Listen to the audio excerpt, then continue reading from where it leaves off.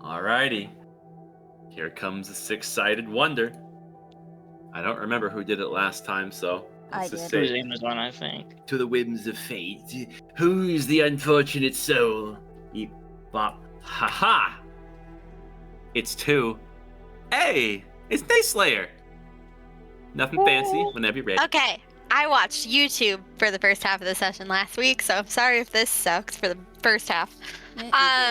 So we agreed to help the dwarf lady cleanse, I guess, sacredness, her, like, the area again. And then we lied to Dagny's brother and I think we told him that she's dead or no longer, I think. And so we essentially just gaslit the shit out of him, and he really doesn't believe us, but we're hoping he's just gonna pretend for the sake of pretending that he believes us. I think he's trying to convince himself realistically, but that's besides the point. So then we reached out to Valentera, who said she wanted to talk to us because we wanted her help cleansing the area. And then we were told we had 24 hours, so we really didn't have a lot of time. So then I transported us to the Grove, and then my brain. So we got to the Grove. Valentera was having a speech. We got to the end of her speech, and then we told her pretty much everything because she asked where we had been and why it seemed like we were more powerful than we were when we left, and we decided to tell her the truth instead of gaslighting her too. Yeah.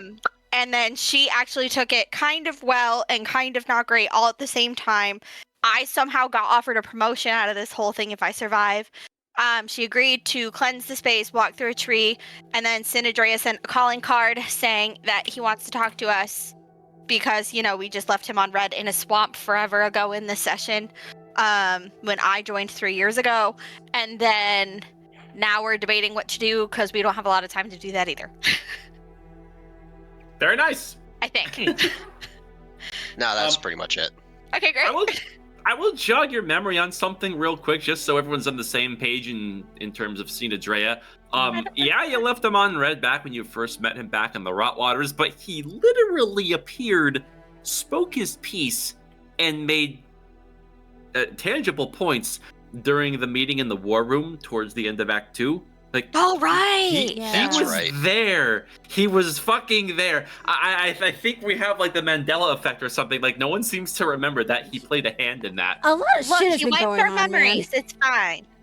That's true. He was kind of on the back burner for a long time, no pun intended. He was also wandering around Radiant Highshire at the start of Act 2, so he's been off the leash for a minute. He's just not forgettable, you know? Well, if we forgot about a lich, look what happens. He's about to jog our memories for real. He is about to jog the fuck out of our memories. Also, not to mention, he appeared again shortly before the fight with Avatar Zero, which, as you know, is now Fulcrum. He did seemingly have some form of unspoken arrangement with them before heading off, before they did their business. Yeah. And now, here he is, seemingly commanding a renegade segmentation of Highshire. But I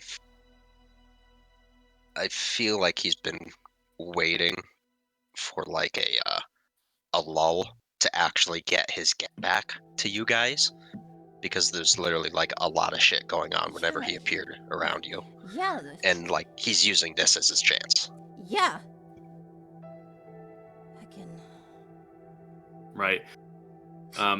As far as the current moment, the 4 people concerned still have a waning headache as the strange vision from the message Sinadrea had sent you begins to subside and you begin to feel normal once again.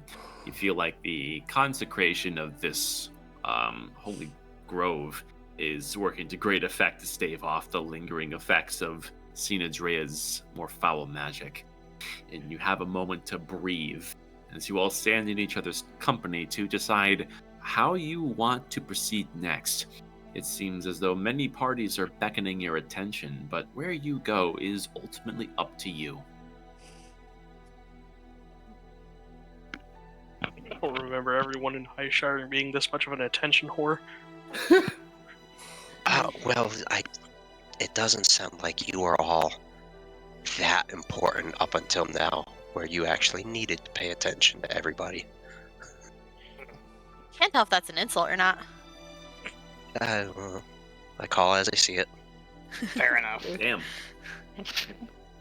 Alright. But So we should be heading to the Silverhide Estate, I think. I'm sure Sinadrea we can put that on the back burner for now. For now. Yeah. We can put that on the back burner for now. Yeah. Let that simmer Well, for a second. I mean, it sounds like you've put him on the back burner multiple times, but Well, Like he says, he calls it when he sees it. but I'm also wondering too, if we were to go back to Dagny's house, how out of the way would it be to actually go back to the Praetor and like maybe give it a once over on the way to Sinadrea? You mean reveal ourselves to the zealots? Well, I don't know about that. Didn't we talk to the bird guy about getting us in there? Apollinaris is working with Sinadrea. as far as we know, yeah. Oh well, it's just an idea. I mean, shit. I mean, I don't really want to heap anything more on Valentera, but do you think she could pull some strings? I mean, how many strings are we willing to ask her to pull at one time? I don't know, man. Like We kind of just traumatized the shit out of her a little bit. we that It also our sounds buddy's like still she's hooked kind up of. to that thing, and we kind of have to sub in, or else he's gonna go kaput.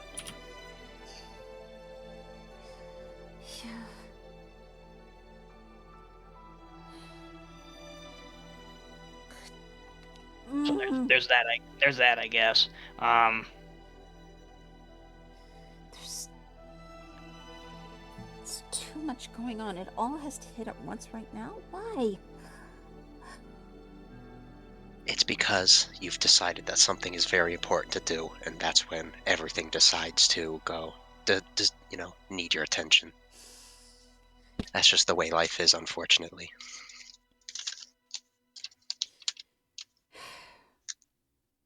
We've been brushing Sinadrea off for too long. I do agree. I think we should still go to your house because who knows? This benefactor may be able to help us with our lich problem in some shape or form, even if it's minute.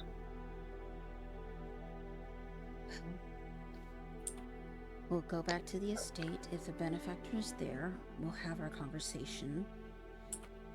And we'll talk to Sinadrea tomorrow.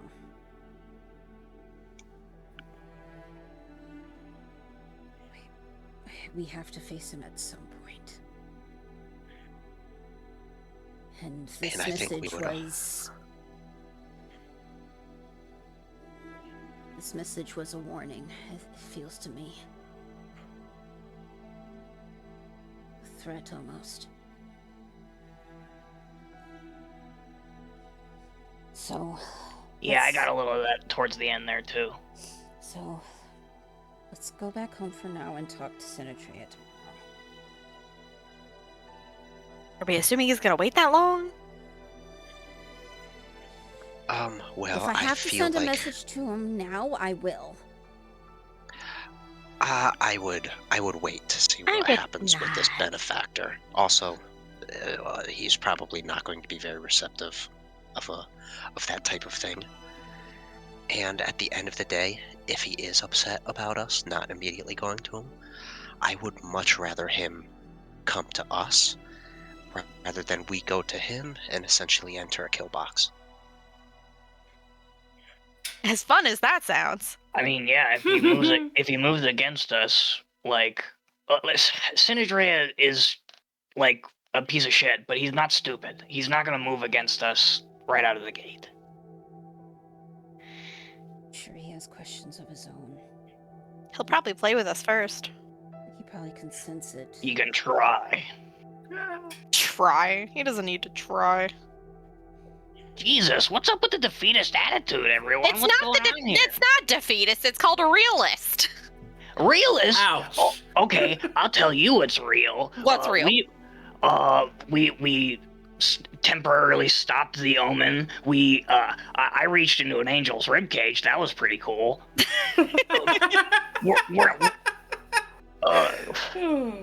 We're fucking playing basketball with celestial entities. It's like, what?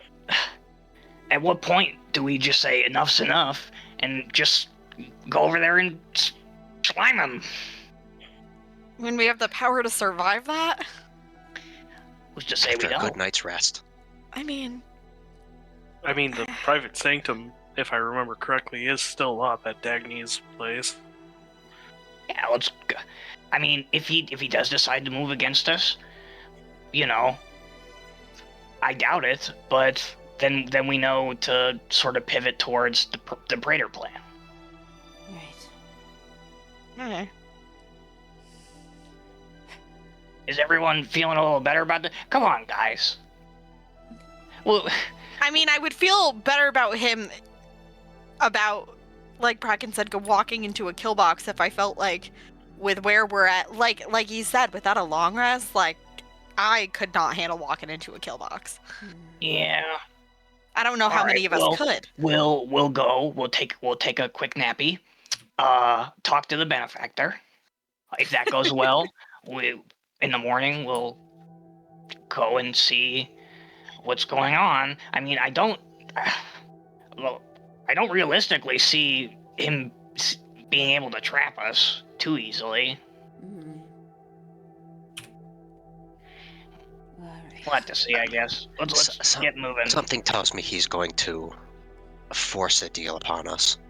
Well, let's stop speculating right now and worry about that tomorrow. Let's go home. Nettie, if you mind. Okay. You better hope we're not walking into a fucking kill box, because my spell slots are dwindling. Same. Alright. Back to wherever we're going. In the Okay, plants. Move. I will Which shield you is- with my titanic Silverhide frame. Estate. Silverhide. I see. Well, no, Alright. shouldn't we go back to the brewery to check that Valentera? Isn't that also somewhere we should go? The brewery is about 30 minutes of a brisk pace away from the Silverhide estate. They are close together. Okay. I will have you know. There. Okay. Geographically, Yeah, we can thank do you. that on the way back after we've done whatever we need to do with the benefactor. Yes. Because it's going to take some time, probably, for her to set all this up. Mm. Right. Okay. Silverhide. You're going straight to the Silverhide estate, you said? Are we all agreed on that? The Silverhide Estate? Yes. Sounds good. All right. Very well. All right. Give your DM a moment here. Mhm.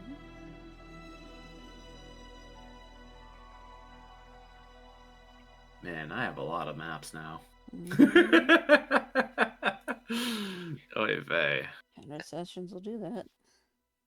Well, I also feel like a good portion of them are ones where he's like, well, I don't want to get rid of it because something might happen where we might get back to that area. Yep. Highshire is a big place. Yep. Oh, yeah. All right. Let's see. Nadira, having felt your semblance of status among the grove increase, you use the most nearby tree without even thinking, the heart of the grove, just as Valentera herself did, to find that the tree is in fact receptive to your magic, and using transport via plants, the doorway to your destination opens very promptly, beckoning you inside. Move. Yep. Well, we're gonna arrive just outside of your estate. Yeah. I'm not afraid to leave you here. And stepping through a mighty oak adjacent to the Silverhide property, you come through once again. Now, bear in mind that this is still roughly midday.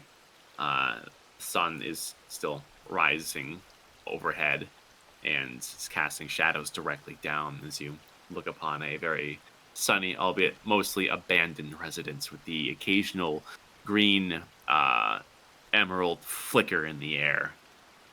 And looking off in the distance, you can see, now that the fog waxes and wanes a bit, there is the familiar sight of some humbled farmers doing what they can to turn their long lost land back into fertile soil.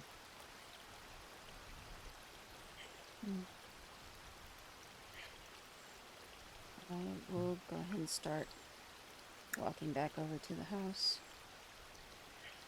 All right. E- Making your way through, you can see that it has largely been left as in the state that you had set it in.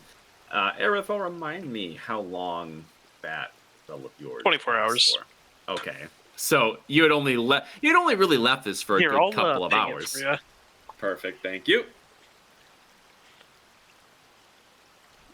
So, looking upon the Silverhide estate, this magic curtain that Aerithal had created is still in effect. A bit jarring seeing this just completely envelop one of the nearby houses, but you imagine that not a lot of onlookers have noticed such a phenomenon yet, and you can hear a bristling movement of wood and roots as you look over, and you can see, I believe we animated some trees to keep the fences in line, did we not? Yes, we did. And remind me how long that spell lasts. That is, I don't remember what spell level that one is. I'm scanning through them. Sorry, there's too many. I hate having all of these at once. Was it? It wasn't Guardian of Nature, was it? It was something else. No, it was this one. Druid Grove. There we go. Also lasts for 24 hours. And then I did the Grove Guardian, so the 4 awakened trees. Hearing the so of course your guardians are present, as is your privacy curtain, a perfect sanctuary seemingly.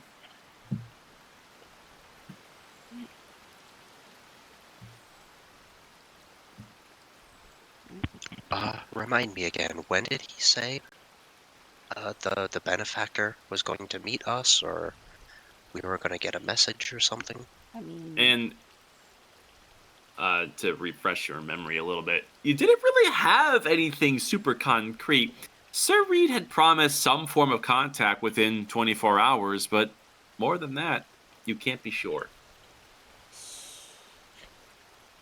I mean, he didn't really give a time. He just was looking at me, if anything. I gave him a 24 hours notice to come and see me, but... So I think regardless we should stay here. Yeah, 'Cause if we're not here, how is he going to find us? that's true. Ready, folks, settle in and get ready for a powwow. Yeah. Go ahead Alright. and head inside. You pass through the shrouded veil of protection over the Silverhide residence, and everyone files inside once again. Arriving back within the residence, it is a quiet, still, almost snapshot of life that had been left behind. There's still some moved furniture and things, just as you had left them in the morning, and nothing immediately seems out of place. The only sensation gracing your senses is the repeated march of the trees outside. The house is quiet.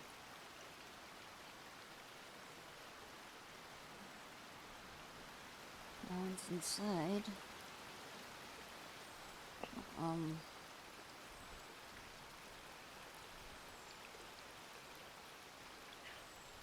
suppose some of us can sit here and wait for the benefactor while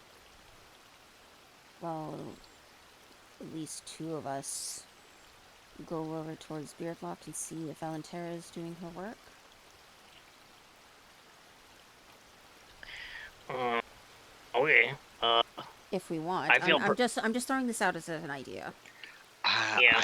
In this type of environment, I don't think we should split up. I think it should be an all or nothing. Especially if we're going to go to a place that Synedrea wants, regardless of the protection or grove magic, whatever she's going to be doing. Mm. I think that'll send like a big exclamation point to go there to him. Yeah, fair. It might be better to wait, huh?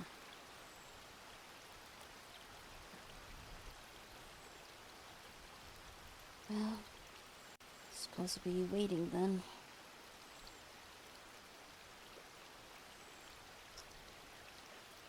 Right on. I mean, I feel fine if you guys want to catch up on some shut-eye.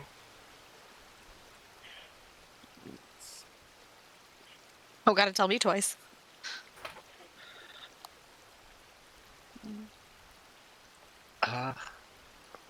Yeah, I guess. Mm. If it's really just waiting. At Yeah. least the 2 elves should probably do it. Yeah. Yeah, that makes sense. Well, hey, I mean, if I'm keeping a lookout, maybe my massive muscles will intimidate them away. Do you ever think of that? I mean, the giant ass trees walking around outside might do that too. Yeah. Well, yeah, that helps, I guess.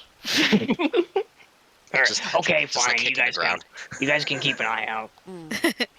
I like the funny part too is that like they can't even hear the fucking trees walking around on the outside of that barrier. Mm. Nope. So if someone walks in, it's just suddenly tree. Yeah. Nasty surprise. Mm. Yeah. We got some whomping trees over here. It just, you walk through the barrier and then all of a sudden there's just 4 trees trying to just like sucker punch you. That's gonna hurt. Just a gang beat down. That's fucking more horrifying. You run back through, a fucking giant tree hand grabs you and pulls you back in front of your buddies. Come here, little boy. Oh no! Not Diddy's basement. Mm. Alright. All right. So, I imagine the party is taking a moment to rest, take a load off, and keep eyes open for any signs of visitors, as it were. Yes. Yes. Okay. Your soul. With that, you all may roll perception, and you may short rest as well.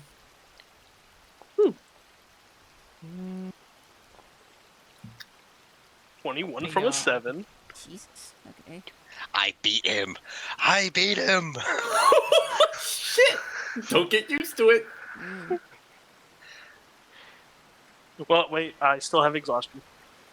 Wham, wham. Oh yeah, Oh, I keep think an we eye on all that, do. please. Yeah. Actually, we That's it for should all me. drink them potions. Yeah, True. we should, yeah. Ah, poo. How many doses was in the bag exactly? It was. Basically 1 for everybody. Yeah. Oh, okay. It was like 5 Yeah, or something. Cobweb's gonna dole them out. No, this would have been nice earlier. Yeah. Yeah, just gonna drink them. Effects. We're definitely getting that short rest in, though.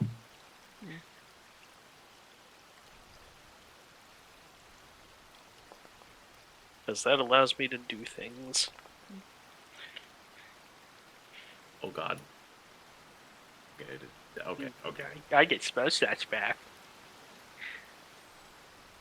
Love that I still have Divine Intervention ready. All right, they're gonna need to do this. So do this now. I wonder how long we'll be Short waiting. rest. Mm. I don't know, but if we're just doing short rest and not long rest, what can I do? I think all my stuff is long rest. all my stuff minus 1 is long rest. Well, I mean, I got some like other stuff I can like artifice. I just don't know if it's long or short rest.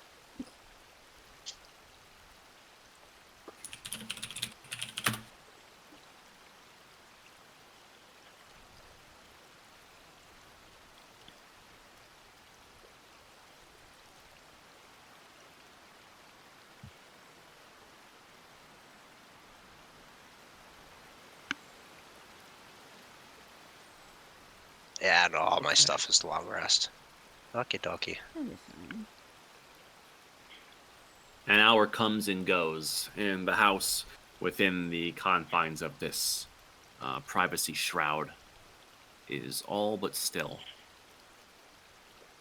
The rhythmic marching of the trees is the only sensation to break up the monotony as they, every step slowly quakes the home.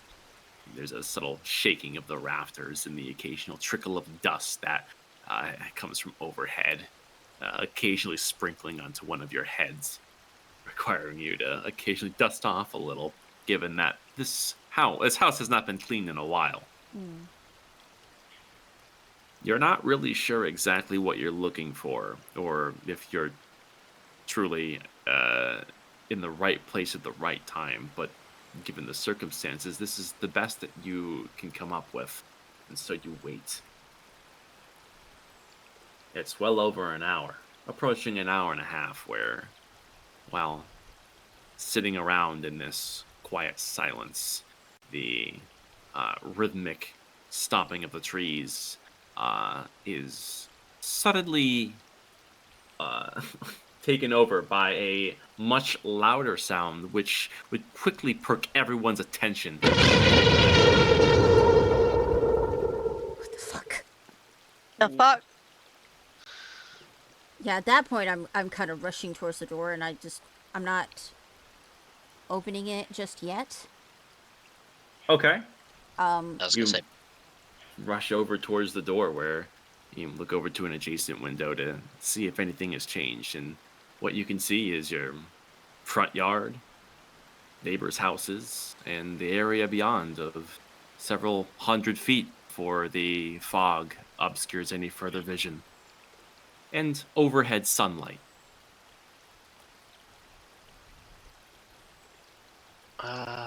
because he can, I still have charges of this. I'm gonna do that to do see invisibility.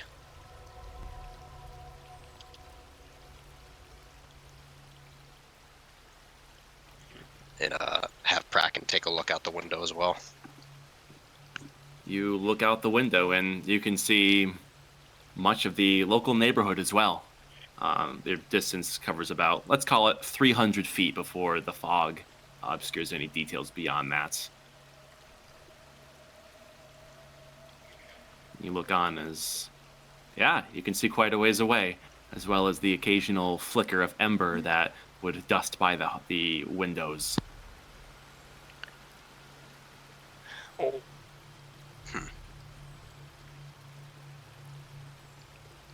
well, what did the ward fail? You look and you can see there is no such barrier. Actually, Here, did that very clear. sound? Did that sound somewhat come from the direction where the brewery would be? Based on the group perception check, which was fairly good, let me see. You can surmise that this came towards the rear of the house and repped overhead. Rear of the house. I'm gonna try heading towards the back door. Okay. You approach the back door and look outside, and can see well to the opposing neighborhood. There's hills that obscure far vision, but you look around and nothing immediately seems out of place. And based off your own perception check, you don't see any single person nor anything out of place.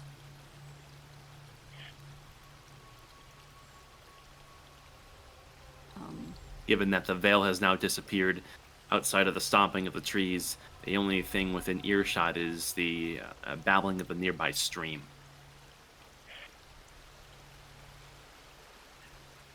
Wait, the veil is gone. Yeah. Oh, yes, you've been able to see hundreds of feet out. Yeah. Cobweb's gonna sort of cup his hands to his mouth. Hello?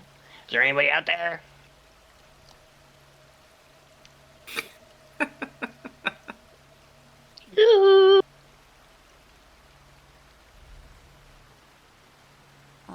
All right.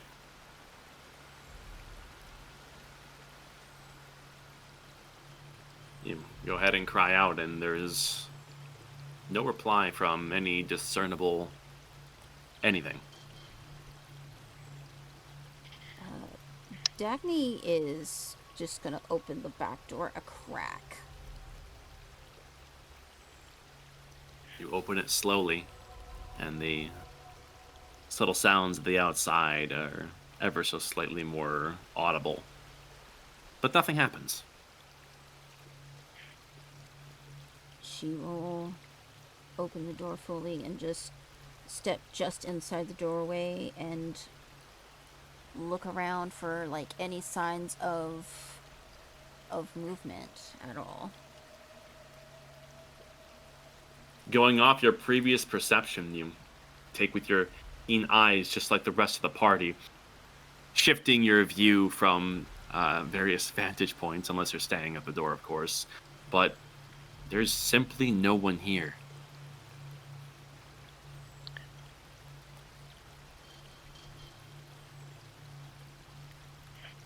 I'm going back to solitaire. He goes back inside. I guess since Kraken's got the sea invisibility with the ethereal plane and all that, he's just gonna do a once around the house and just like open up and look in every room to see what he sees, just cause, before he goes back to, I don't know, just doing something else. Okay. Roll investigation. Making comments on how Cobweb plays solitaire. And you said investigation? Yes. Oh yeah. Nice number. You fucked up. Damn. Oh. Of course. Oh wait, why'd I do that? We don't have to do that anymore. Yeah, you did that potion. Oh, it was an 8. Yeah. Yeah, it's still an 8. So. Yeah, it's an 8 either way. You search the house top to bottom. Now, the group had thoroughly gone through the possessions of the Silverhide family throughout this place the first time you had approached when you met Sir Reed. So there's nothing necessarily new that there is to discover here. More so, you're trying to see if anything is changed out of the ordinary. And throughout your search, you don't find anything that is necessarily telling. However, you do decide to check kind of the area where Sir Reed was hanging out, just to be sure. And the nearby desk in the room that he came from, you can see that there's some scattered papers and whatnot, and just paying a close eye, you go to try to see if there's anything that he may have left, and you do notice that there are a few rough sketches of what look like runes. It's hard to be sure what this exactly means. This isn't particularly out of the ordinary because there are a lot of research papers here, but you can see that this desk is free of dust, unlike the rest of the house. And you're unsure if he was simply observing this or if this is handiwork of his own. I guess since it's all runic stuff, unless anything pops out to me specifically, he's gonna go get Cobweb. And I guess Dagny too. It's her house and everything. And kind of point him out. Yeah, making sure the back door is closed when I hear Kraken calling me. Right on. Okay. You find Cobweb head to head with Tin Petty in a double solitaire deathmatch. You see the sight and you see Tin Petty is almost slob squatted looking down at the cards very intensely. He can't exactly emote with his face, but you can tell that there is an intensity within that little mind of his. He is intending to learn, as best as he can. He's absolutely whooping Cobweb's ass with his computer brain. That was going to be my next question. Yeah, what's up? So I took a once around and I noticed where the Reed fellow was at this desk upstairs. I don't know whose room it was in, but it's completely clear of dust, so maybe he was using it of something, but there's some like runes there. So I don't know if he put them there or if he found them in the desk, but this is your house and then also your specialty, Cobweb, so. Well, I mean, it's a long shot. I might recognize the script. Show me where. Yep, and then he leads them. It was upstairs, right? Yeah. Just Yes, upstairs or whatever room it was in. Kind of like a study, yeah. All right. Returning back to the scene of interest, Dagny, with you being more familiar, you get a quick view. Looking at this, it's nothing that's particularly telling. You have seen runes like this before, once or twice within your mother's research. As for this particular setup, it doesn't really ring any bells. You're not really sure if this is her penmanship or not, though, which strikes you as odd, but given that she's collected work from other people, it doesn't raise any suspicion. I mean, it seems like my mother's research, but this isn't her writing. This is someone else's.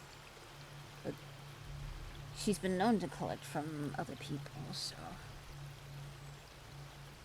Cobweb, I imagine you're trying your hand at it. Yeah, that's what's up. Let me see here. All right, Cobweb, you go ahead and take a look, and no check required. You take a quick look at these sketches, and there's a sudden tinge in your chest as there is immediate recollection. It's a poor imitation, to be sure, but these runes are strikingly familiar. You have seen them many times, and they're not exactly common knowledge either. These are some basic runes used by the Ordning.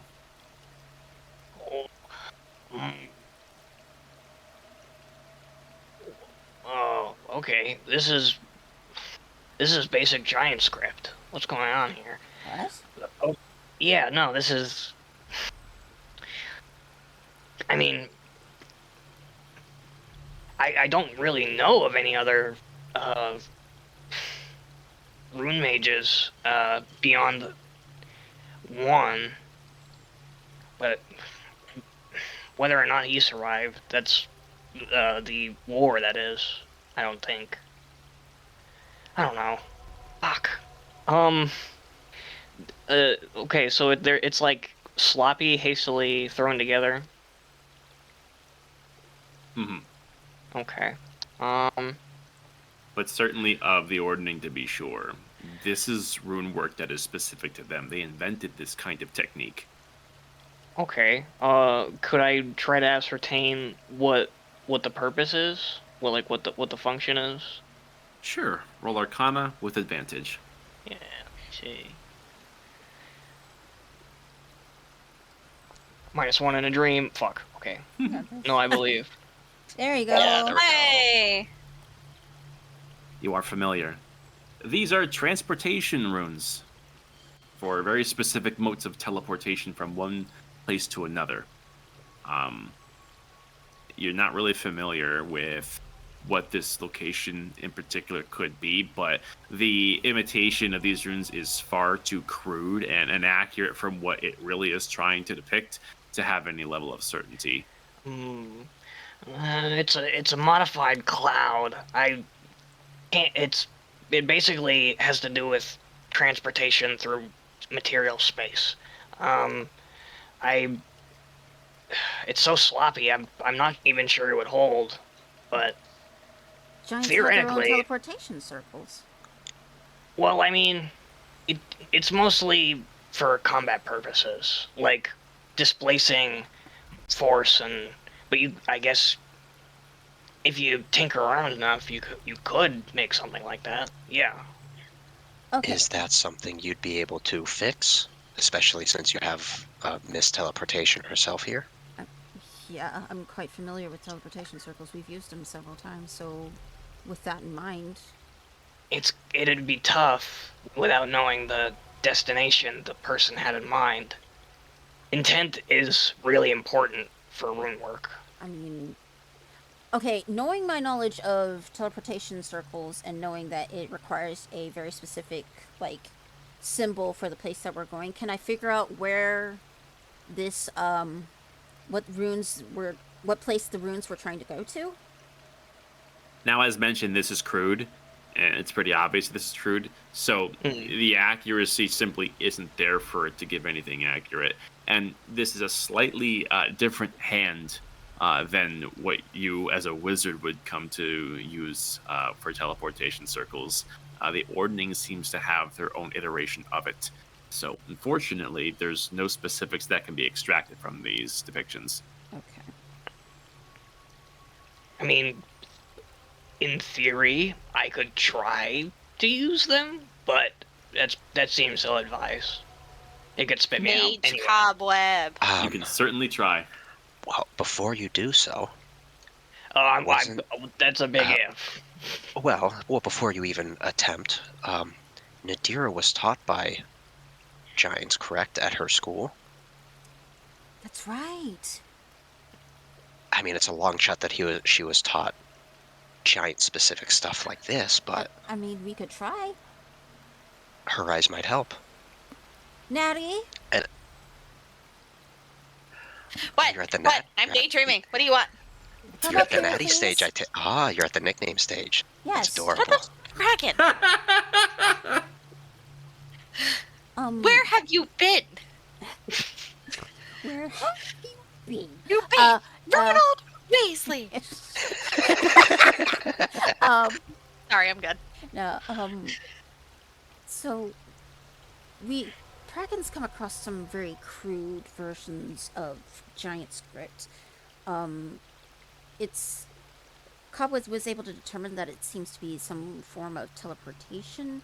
We figured if, with your teachings from your old professor, maybe he taught you some giant script as well?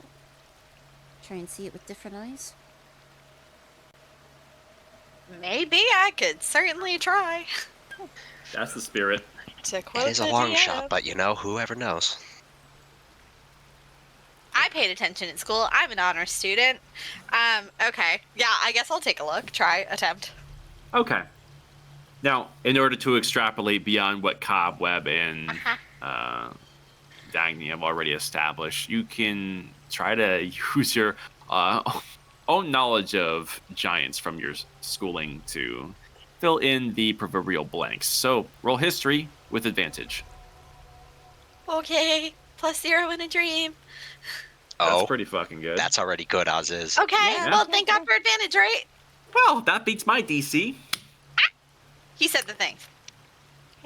Using a lot of what you have come to recall through long fetched memories from over a century prior, it takes you a little while for these cogs in your head to get turning once again. But seeing what was on the paper, you can see some blatant inaccuracies that are very common for certain types of giant technique in the way that they inscribe meaning into physical symbols. So you, using your interpretation, modify what is on the page to something that you know is grounded in arcane reality. You could try to actually build this circle. This is a very small circle, fit for maybe only 2 people max, if even that.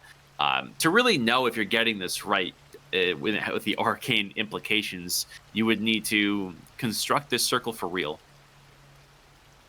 Given that you're on the right track, you expect that there will be certain sparks and resonations within the chalks used. Okay.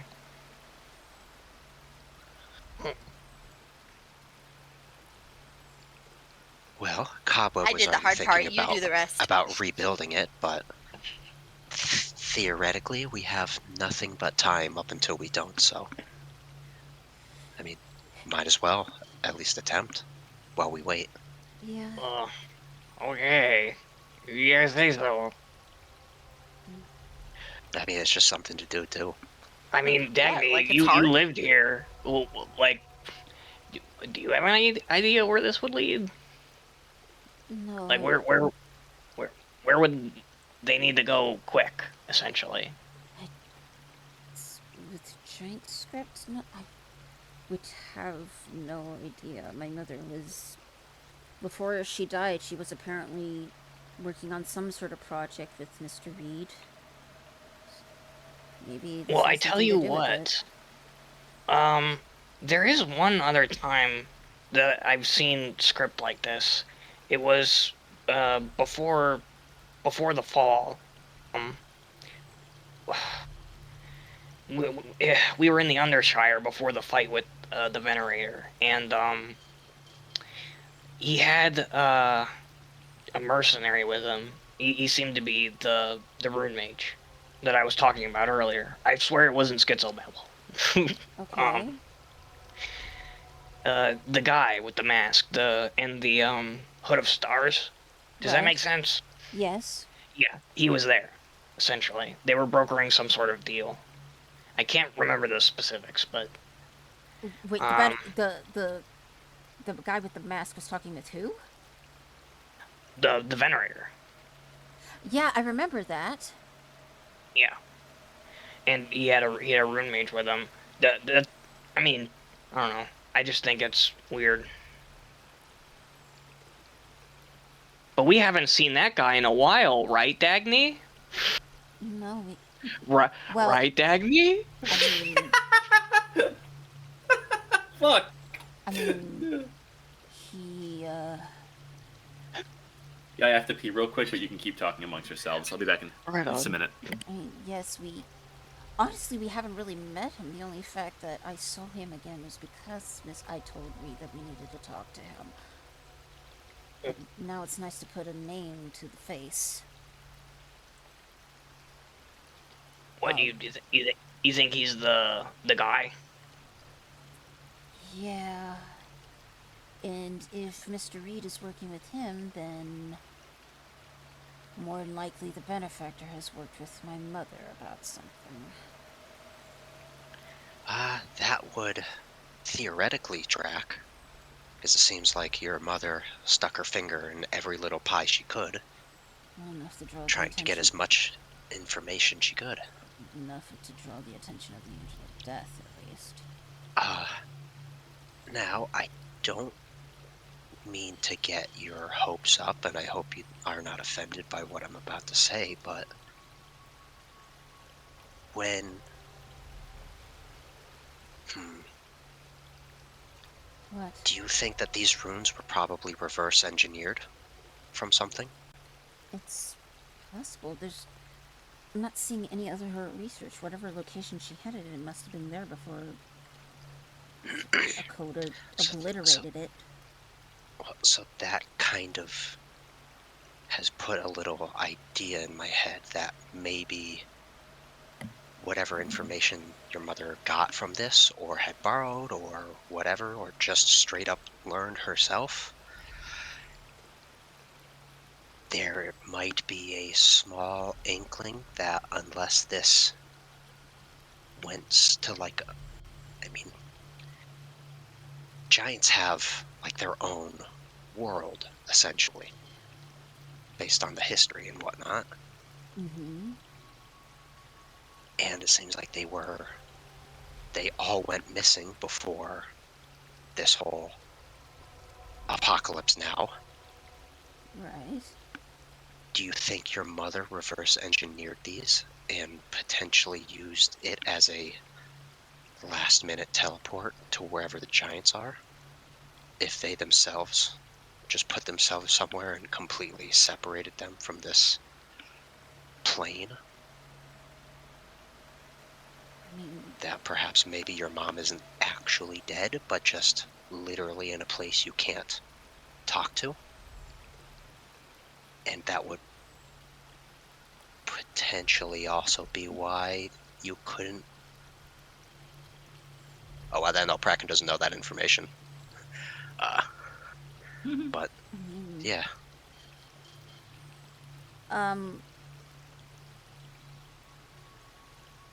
Do I recall at any point in time before she died my mother talking about giants at all? From what you recall, no. I mean, she never talked about giants with me, so this sort of information she kept to herself. She taught me many things, but something like this was probably beyond my ken back then.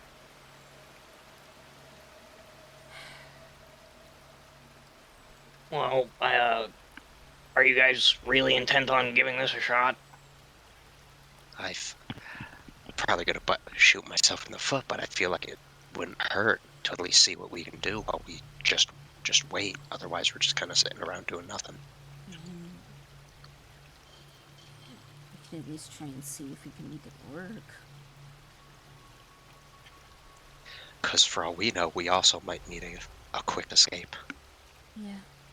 That would be helpful. Whoa. Hold on. That's a long There's shot. no far away, guarantee I can depending. get us back. That's the thing. Yeah. Well, trial and error, live and learn. Scientific method and all that. I'm going to say the thing. What could possibly go wrong? All right, we're doomed. We're doomed now. Okay. All right. I guess Cobweb's gonna try he's gonna pull out quill and parchment and parchment and a piece of charcoal, and he's gonna start sketching out the runes just so he has them like clearly. Okay, you're just getting a schematic of it per se, rather than actually inscribing it on the ground. Yeah. Okay, easily done. Through the combined efforts of yourself, Dagny, and Dira, you get a pretty solid foundation of a teleportation rune by the design of the ordning. This design is about 90% intact. There are a few minor details that are simply missing that you would need additional information to really close that almost finished circle. But this is a long way from just some scribbles. But putting this knowledge together, you feel like it's solid. Right on. And you feel like this is definitely a clue, if anything.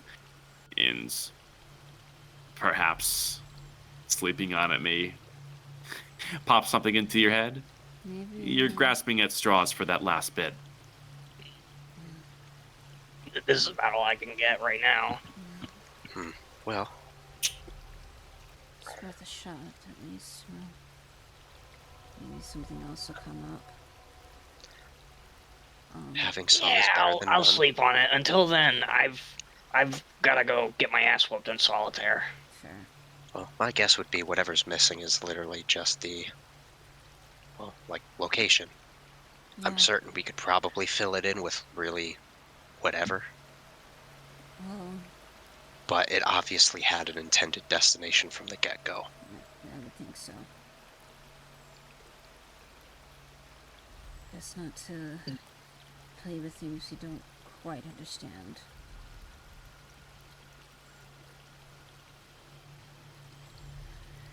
And Bracken's gonna slap his knees and stand up and go, well, that was fun. I'm gonna see what makes Tin Pity so better at solitaire than just card games, perhaps. It's not fair. He's got a calculator in his brain. Don't worry, I'm a calculator too. Bracken says as he's never played solitaire. Oh shit. You look back at Tin Pawn, who has been kind of getting his act together, and he sees your approach. There's a broad gesture from the lad for you to join him. Perhaps a competition of sorts, perhaps a bet. And you can see that he is eager and wants to wager.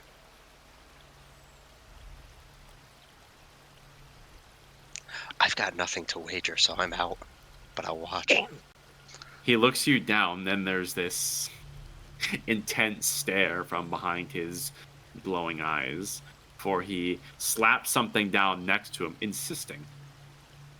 Oh. The Jacko Ages. Oh, I've gotta get in on this. I gotta win it back. Let's see. What am I wagering? Let me see here. I'll do. We'll do this. Why not? I'm just gonna use it so you guys can see it. Oh, yeah. Oh, you're wagering that? Yeah. Holy I mean, shit. technically, it's still within party hands, so. Yeah. Wow. Well, I don't know if Tim Pon is looking to share. Okay. Well, worst case scenario, he's decked out in cool stuff. A competition of the cards, the battle of ages, battle of wits. The Jacko Ages and Eyes of the Forgotten Ring are on the table here. Winner takes all. Are you proceeding against the challenge of Tin Pon? Cobweb looks him straight in the eyes and he says, "Now listen, I was going easy on you before. I'm about to lock in. Are you ready? Watch this." And he's gonna pop the storm rune. Cheater. All right. Yeah. You can see there's a puff of steam from the hat of Tin Pon, and he is ready to take home the pot. So, let's see a contesting wisdom check. Tin Pon will roll. Oof. Ooh, tough, buddy. Well, Raw Wizzy. Hiya! Hey. Oh, no. Hang on, crit fish. I got a style on my boy. Never mind. Ugh. It seems Tin Pon's wit has dulled now that he has been separated from the light of the internal sun. And although confident, he made some rookie mistakes, and the pot is simply yours to take, Cobweb, as he has been soundly beaten. Damn. Alright, that was a good try. He takes the Jacko Ages, but he's gonna give him the Eyes of the Forgotten. Why not? All right, I'll add that to your inventory. There you go. And he will take the Eyes of the Forgotten. Finally, unlimited power. I don't see why Tin Pon couldn't attune to this. I guess I'll spend some time doing that.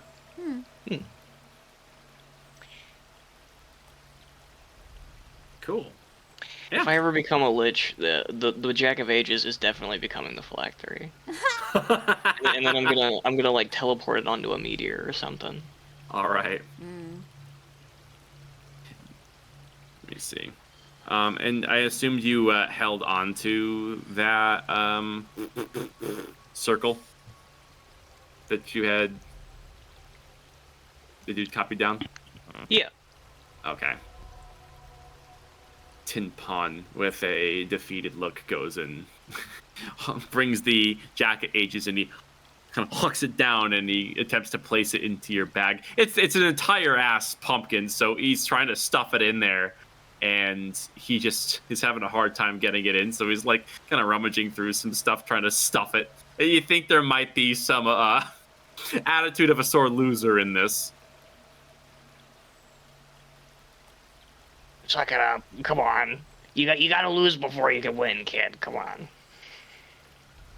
You can see that Tin Pon, he has this defeated body language.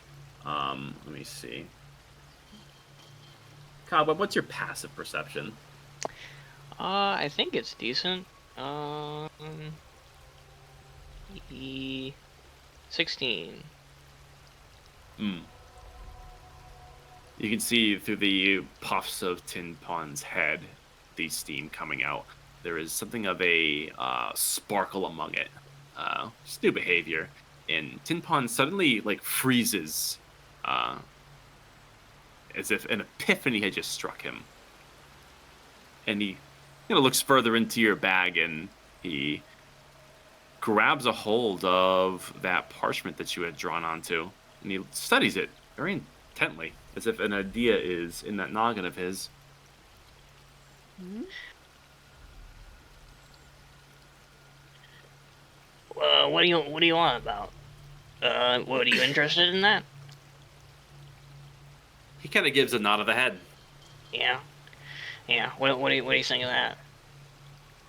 It's not my best work, but you know. He rummages around, and having been familiarized with the surroundings, he comes over to a nearby cupboard where he digs through some stuff where there are some like basic equipment available for Silverhide shenanigans, where he produces some chalks. It looks like he is intent on experimenting. Hmm? Oh, hold on. A couple of he sees Tagdy's apprehensive look, and he holds up a hand. He's like, "Let him cook. Let him do this." I was gonna say, He- he's got some otherworldly intelligence powering him. Let's see where this goes.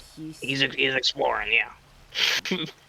Tin Pon, taking care with the work that you put into the parchment, takes a few chalks and he waddles on off to a unoccupied corner of the estate, and you can hear chalk beating floorboard, where he goes hard at work.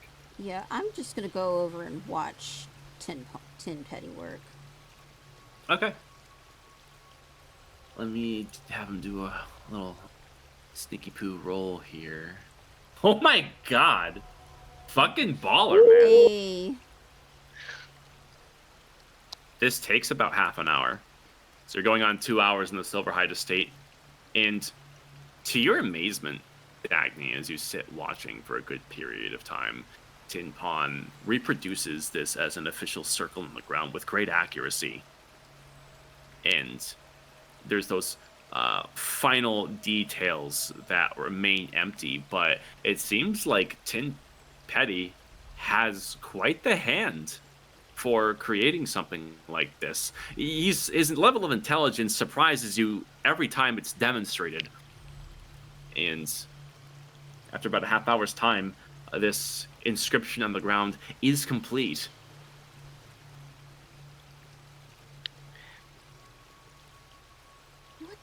What the heck, Tin Petty?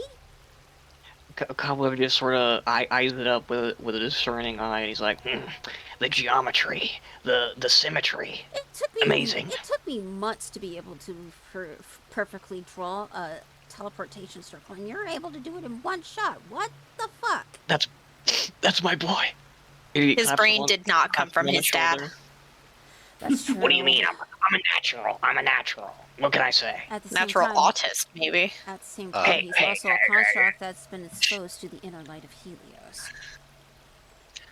Kraken is gonna reach into his bag and pull out his lab coat and put it on Tin Pon, and he's gonna look at him and go, "Well, you've done half the work now, so now it's time to be a real scientist and test it out." So, and then Kraken's gonna grab just a random object, put it on the circle, and go, "Well, let's just see if it works." I'm And making sure this he does, object an is not a after you. sentimental object. Okay. Something inane, like a cup or something. Oh yeah, a cup, whatever. The object doesn't matter. I will We put a remind you, brick there's on still there, some why not? pieces missing here.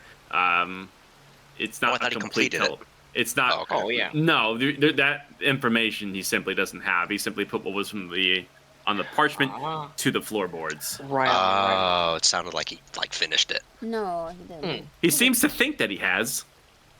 There's Very two good, or- Tin Petty. Full marks. And Cobweb produces a 10 sign from out of nowhere. Tin Pon kind of puts his hands on his hips and looks up at the sky in a proud, heroic stance. That's what's up. See, this is why participation trophies should not exist. I mean, Hey, don't badmouth my son, my boy. All right, Terminator. Hey, that's racist. I think. let's, I don't know. This is new territory for me. my lady. There's still, it's like 90% done. There's still some missing information. I'm not sure how to figure that out. Yeah, Cobweb's gonna take Tim Petty and he's gonna start tutoring him how to carve runes. Since he's got a taste for it, I guess. Okay. You go ahead and give him some lessons as he sits and listens to you very intently. This will take a little bit of time. Yeah. The desk that Reed was using, was this just like just the family desk that everybody was using, or was it specific to my mother or my father? This one was mostly used by your mother, but did have occasional use by your father. It is upstairs, away from where you are now. Okay. Well, knowing my mother had her secrets, I would like to go ahead and fully explore the desk, see if there's like any hidden compartments or false bottoms in the drawers, that sort of thing. Okay. What is everyone else doing? I know Cobweb is teaching Tin Pawn. What's the rest of the party doing? I guess Kraken is just going to, because he's still got that see through the veil invisibility thing. He's just gonna. How long does that last? 8 hours, I believe. Jesus Let me Christ. scroll up. 1 hour, Oh. sorry, 1 hour. So I'll help Dagny search the desk. I guess Alright. just. Oh, For, like, it's the next, been an I hour think, and a half. You've been sitting here for okay. an hour and a half, so that's no longer there. Oh yeah, that's gone. Yeah. Yeah. I guess he's just gonna keep an eye out on windows like every, I don't know, like 10, 20 minutes or whatever. Like do a walk around of all the house to look through the windows. Yeah. Okay. The window. To the wall. To the Thank you. wall. All right. Dagny heads upstairs to investigate the desk further. Dagny may roll investigation. Kraken keeps an eye on the surroundings. You may roll perception.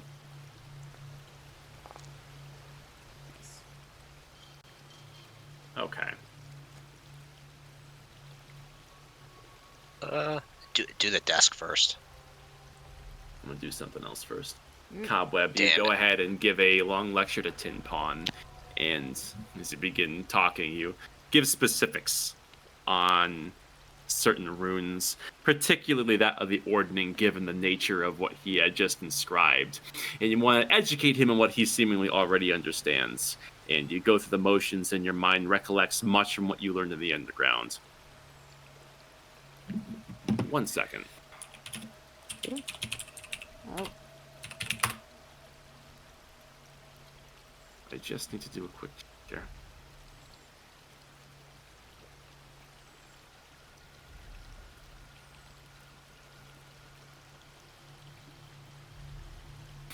Cool. Cobweb, make a wisdom saving throw. uh-oh. Wizzy save. Let me see here. Hey, not too bad. Cool. All right. And as that's going on, Cobweb, you're kind of giving him the rundown, and as you go ahead and run through a certain field of basics, you're essentially trying to recall upon your own teachings within the runes. There's a sudden epiphany that hits you, and as you kind of observe yourself, it's almost as if you're hitting the same epiphany that Tin Petty had himself before he had the idea to do what he did. It's as if you are connecting with him in a way, and you are compelled to reapproach this rune that he had. Do you have a sudden connection, a firing of synapses, if you will, on a symbol that undoubtedly just may fit that missing piece?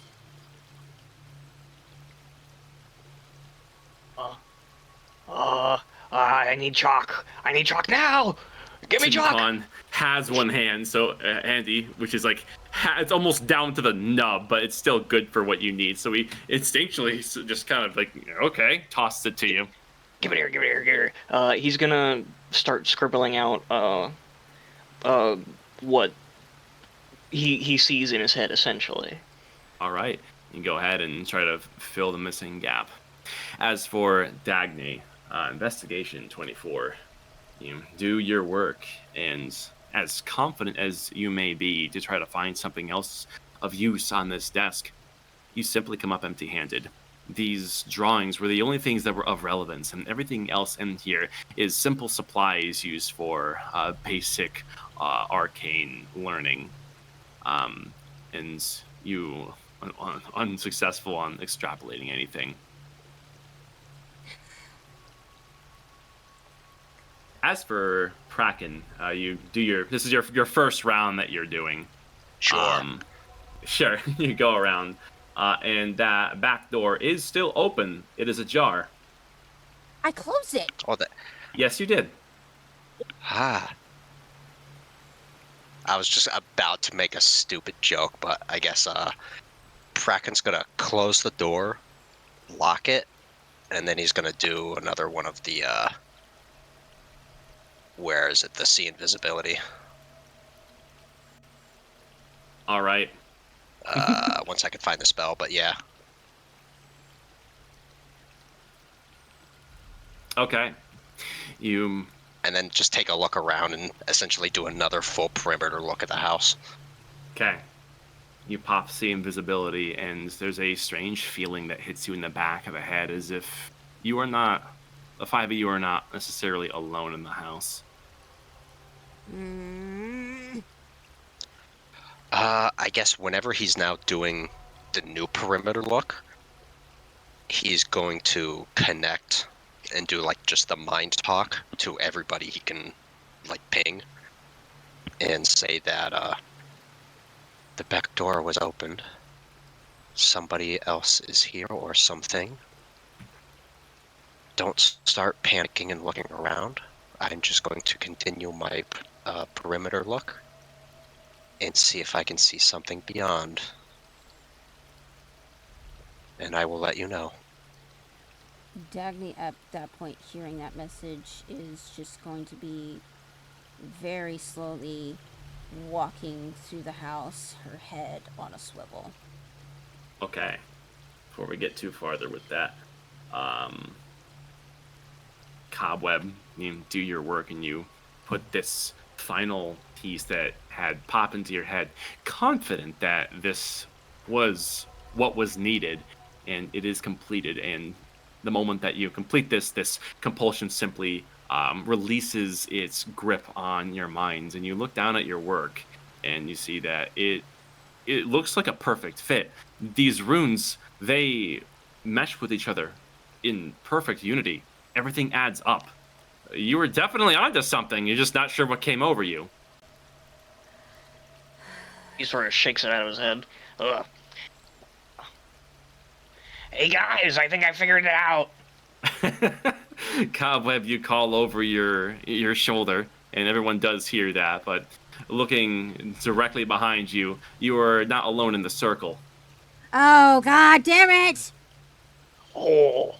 I fucking knew it. This fucker. He used suggestion. God! Very clever. And Cobweb, as you notice that you are not the only occupant within this circle, there's a crackle beneath you. Shit! Are you kidding me? Oh, Lottie. You gotta be. God! At that, hearing that, she rushes downstairs. Is Cobweb about to get kidnapped? I swear to the gods. Everyone comes rushing over to take a look, and you see Tin Pawn in this battle-ready stance in a blind panic, and you look over as the now completed circle is smoldering on the ground with these lime green embers simmering from the incantation to see that Cobweb is not there. What? Cobweb got kidnapped. He's been baby napped.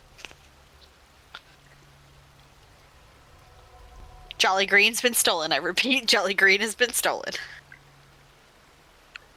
Can we reactivate the circle? I don't know. Can I?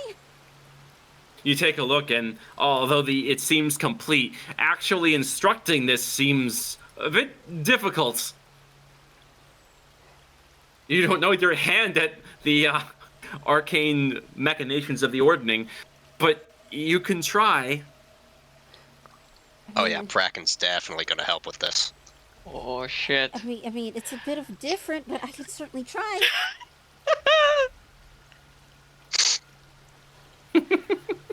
Oh Christ! I mean, we gotta go after him. Like, but wait, was it just Tim Petty? Was it just him in the circle, or? And probably whatever cup was put there, yeah.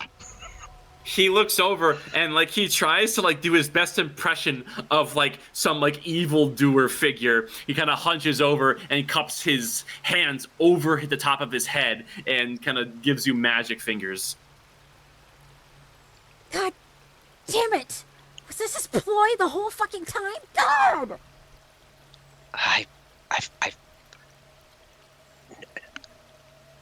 No offense to Cobweb and everything, but why him specifically? This whole circle is based on giant magic. Yeah, but who would... I mean, what the giant would want Cobweb? I thought they're like all gone, minus... Unless it's specifically the one he knows. Not the giant, coming to take back. not giants, the benefactor. So the benefactor is a giant. But then just why him then? You made the deal. I don't know. Okay, well, we'll put our heads together and we'll try to jumpstart this thing and see where we can go. Yeah. Oh boy. All right. And you're trying your work at the Arcane Circle. Yeah. Okay. This would be a group Arcana roll, minus Cobweb, of course, because I'm going to get... Oh, Suck it. I see. Good so far. Okay. I'm sorry. I mean, All right. Not my strong suit.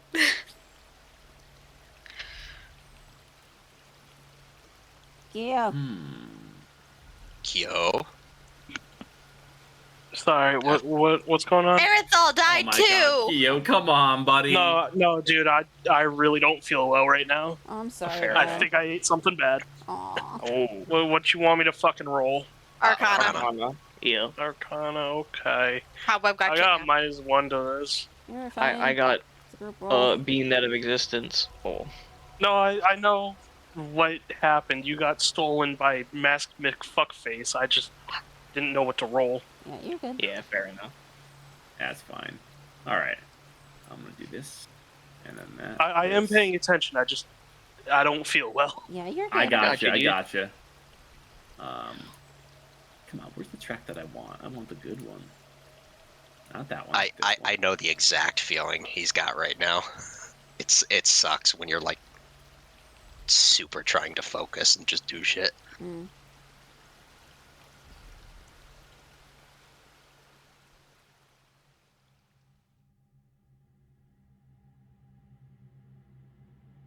Going off the group check, you definitely have some inclination on how to attempt this. However, it will at least take a good couple of minutes. Okay. Oh yeah, however long it takes. Yeah. Meanwhile, Cobweb, you feel yourself violently ripped away as space-time shifts as you and this other figure are suddenly taken elsewhere, and you can feel through time-space you are pulled downwards. Oh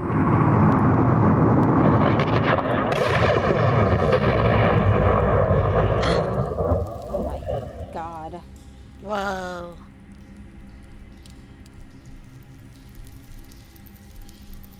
You have a hard landing as you come Look onto at the this meat up in the corner. rough stone. And you look around and you can see that this long forgotten cobbled path, this smell of moss and mildew, and the dripping of water echoing around you is all too familiar. You feel the sensations of Undershire. Oh, I'm back home. Wait, no, focus, Cobweb. Whoa. Okay. Looking around, and sort of listening, what is this thing under me? First and foremost. You look under you and you can see that you're on the far side of a teleportation circle, and this rune work is definitely of the ordning. This is of a higher stature than the last one that you had cobbled together with Tin Petty. This is definitely something that is a bit more permanent. It's something that can connect to multiple places at once, and it seems like this is the intended destination after all. However, you're not alone. As you can see that you are being watched, as there's a large fellow with his arms crossed and his back held up against a half wall, and he's looking right in your direction. He doesn't really seem in the least bit surprised as you look up from the dirt for which you are laying. He gives a bit of a chuckle within his chest. Looks like he didn't lie after all. What the hell is that supposed to mean? Where am I? That's him, all right. Looks like he's back in town. Oh, shit. You hear there's a motion of sliding as you can see that there are rocks that are descending from the nearby walls here, and it looks like there's others that are heading down to the base level here to meet you. Wonderful. Oh.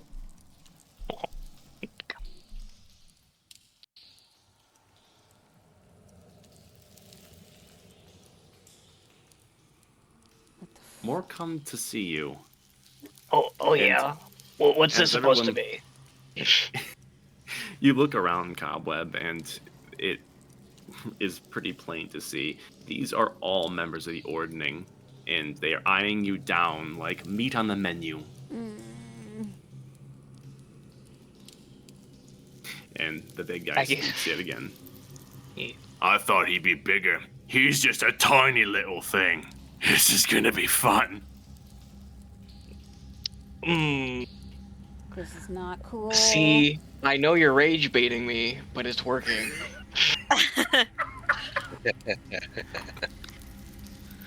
What the fuck did you just say to me? He said the line.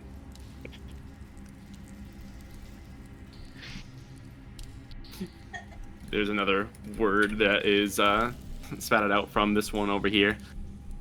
Look at him! Oh, such a big reputation for someone so puny! Really, a runt rank?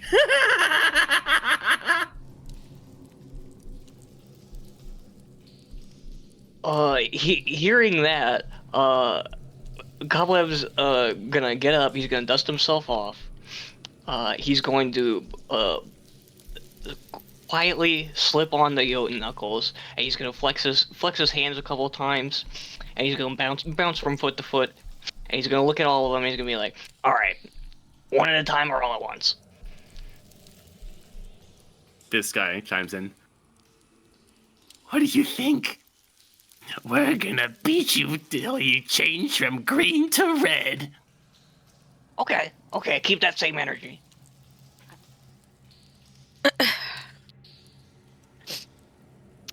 So, make a move. Come on.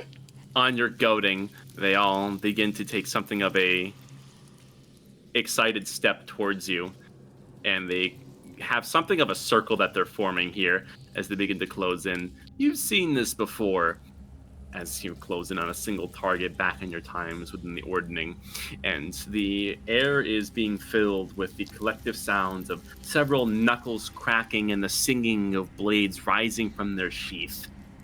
It looks like you're about to be mobbed. Oh, shit.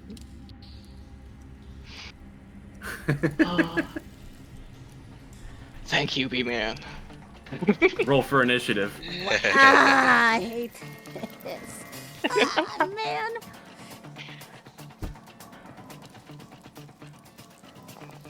Hey, you don't have to worry about any friendly fire. Oh my god. Jesus. I'm peeking. All right, let's see. We got a lot to roll here. Woo-wee! I gotta press a lot of buttons. Beep.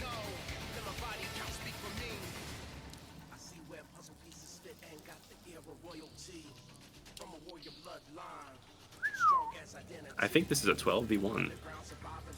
Something around that. Okay. Top of the initiative. Let us begin. The Toothskin goes first. Closing the gap. He's gonna take his unarmed strike. Let's make it public. Let's make it public. Let's see how well he does. Hiya! As this cocky low rank takes his two fists that clang against your armor hard and does simply nothing. Cobweb, how do you reply? It's morphing time. Yeah, three attacks straight up. Let me see here. Boom, bam, bop. Oh my god. What's his AC? 15. Okay, so the first one goes wide, but the second one lands squarely. Boom! Wait a minute, I still have the fucking Storm Rune active. Yeah. Mm-hmm. Oh shit. I'm about to go crazy. Continue though, my bad. Oh, I mean, I guess, let me see here. Since I have that up already, bonus action, we're going to... we're gonna Hill Rune, why not? And that's it. Okay. You hit this guy square in the jaw, and this single blow bloody him as blood spews from his gob. Let's see how he holds his gut after that. He takes a step back as his eyes widen with surprise. The runts are gonna move in. 5, 10, 15, 20. How many movement do they get? Oh, cool. 25, 30. He will dash to meet you. Okay. Let's see. 5, 10, 15, 20, 25. Someone moves from the dark, and you recognize a silent echo is among them. Let's see how he does. Oop. God damn it. Oh! It's a canon event. A lazy swing as you effortlessly dodge. It seems like no one here is quite prepared for what they were expected to deal with. 5, 10, 15, 20, 25, 35. He's going to dash to meet you. This run. 5, 10, 15. Is going to try his hand. Let's see how we do. Oh shit. Okay. Let's see. As he gets one lucky hit in the side of your head for 5 damage. Right He's on. going fisticuffs. Halved, that's 2. What is it? I imagine it like connects with his jaw, and he just sort of looks at him, spits out some blood, and fucking puts his fist back up. You look towards this ruffian with this smug look on his face. A human, to be sure, or a half-elf, perhaps. You can see he has several short swords at his side, and one gets thrown towards you, and wildly misses. His buddy will do much of the same. Let's try that again. God damn it. Not so. This is amateur hour. 5, 10, 15, 20, 25, 30. He's gonna dash to get around here. They're going for pack tactics. Oh shit. 5, 10, 15, 20, 25. It looks, yeah, most of them are taking a dash this first time around. Takes us to the Hulk hand. And he is going to leap. Oh shit. And jump down. All right. He knows how to fight. Okay. All right. The 23 will hit. However, I'm gonna Cloud Rune that shit on the ye old Stinky over here.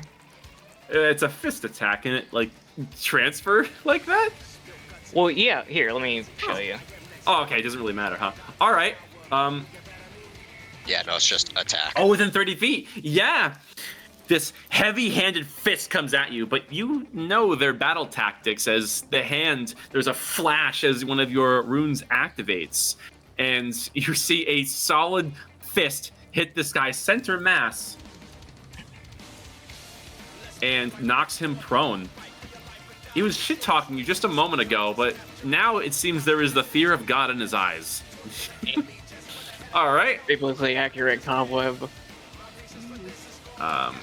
This guy's going to take a shot from his short bow. 2, because he's kind of a scout here. Boom. And fuck. All right. It's a 22 to hit you for sure. 6 non-magical piercing. Yeah, let me see here. Okay. From the corner, you can hear heavy footfalls as something is approaching. Ooh. You lock eyes with him, and he raises a hand, a open palm towards you to see that there is a rune inscribed in it, and you recognize this magic as you see this suddenly ignite in his hand, and it travels through veins in his body as he grows in size. Ah, oh no. Oh god. And he simply smiles. That's his turn. 5, 10, 15, He's a 20. piece of shit. You look mighty familiar. He's also going to throw a short thing at you. All right, this one's going to hit you for a 23 for 8 non-magical slashing. Gotcha. All right. This guy is going to use half of his movement to stand. Is going to action dash. Let's see. That gives him 60 feet of movement. 5, 10, 15, 20, 25, 30, 35, 40. Coward. And hightails it. Cobweb. Okay. Let me see here.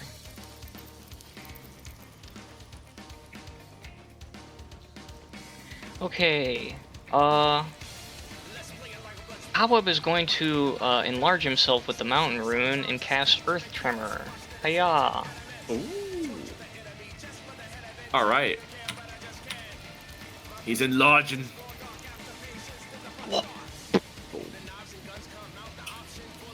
And doing so is gonna push back these assholes here. You see. There we go. Yeet. Earth Tremor. Let me see. Within range. 10 feet. Oh, so it's everyone around you. I see. All right. For everyone except all the goblins are going to have a group dex save. They will all save or all fail. They all fail. Wow. Shit. Silent Echo will save. Okay. Passes. And Big Chungus. Ooh. Fuck! What's happening to my rolls, goddammit? And then they take max damage. Alright. That's 6 damage to all the gobos. Beat. Cabo. Ugh. Let me see. And they're all knocked prone? No way. I'm not gonna bother to mark all of them. Just understand they are all prone. Let me see.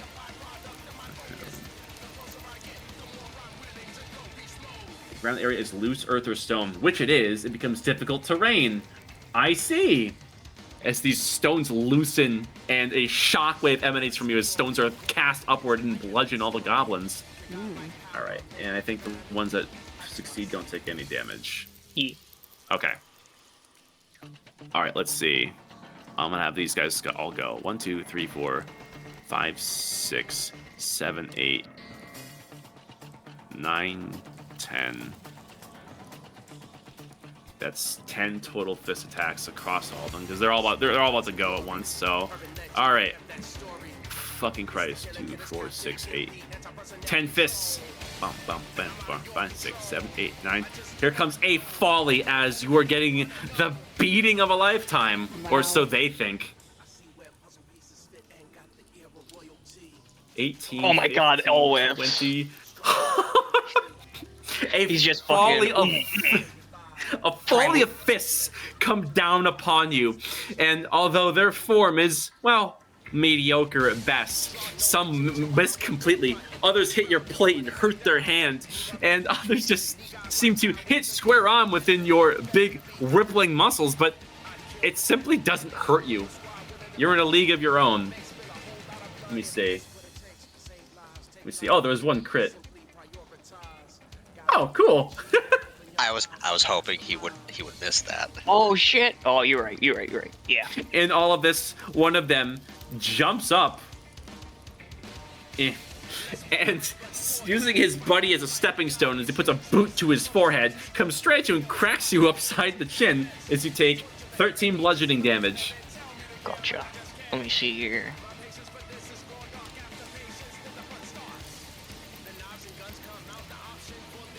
Sound Echo will do his part. What the fuck, man? Please! Oh, yeah. Alright. Let's see. Are all these slip hands about to go? Yes, they are. Let's just call it 3 more short swords are being tossed towards you. Beep, beep, beep. Ooh. Oh! Yeah, that critical hit. No, man! No! For a Look at that! Snake Eyes! Come on! The top one hits too. Let's go. The crit does less damage than the regular attack. Alright, that's 11 damage total. Gotcha. One, you think his form is perfect. Hits right between your armor plates, but it's just a minor flesh wound. You don't know if you just got lucky or if these guys just are no match for you. Alright. And the Hulk hand will go. 2 Hulk hands coming at you. As there's 2 solid hits to your back that do not penetrate your armor. Fuck me. And now it's time for the Bone Cracker. Alright. Let's see. 5, 10, 15, 20, 25. This guy gets shoved out of the way a little bit. Alright. And he simply reaches over the Sound Echo for these 2 enormous actually, no, he's got a great club. Oh, he's going to beat you. Oh, he's gonna bonk me. Shit. Alright. He gets 3 attacks. Oh, you love to see it. It's as if a tree trunk is being swung your way, and 3 expert ducks. You feel more in tune with your runes than ever before. They're using similar magic to you, but they simply aren't like you.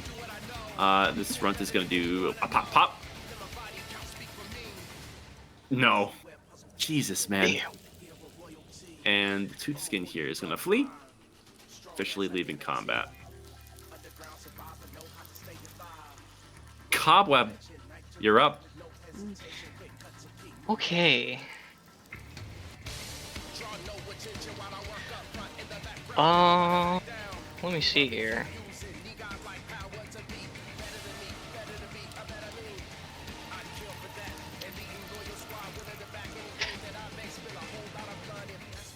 Fuck it, we enlarge. Here we go, buddy. Let's Yeah, go. let me Fuck see it, we here. ball. And then we will also do, where is it? Bonus action Frost Rune. So I'm fully buffed now. It's time to start laying down the law. All right. Jesus Christ. You expand even further. You feel your magic pump your body in perfect synergy as you begin to tower over your combatants. You meet the big guy as you rise to his height, and you see that even he has some raised brows. As you are more proficient, able to meet him at his enlarged size, even despite your original. Roll intimidation. Oh shit. I'm about to go nuts. Okay. Let me see here. Where is it? Okay, because of the Frost Rune, I have advantage on Charisma Intimidation checks. Let me see here.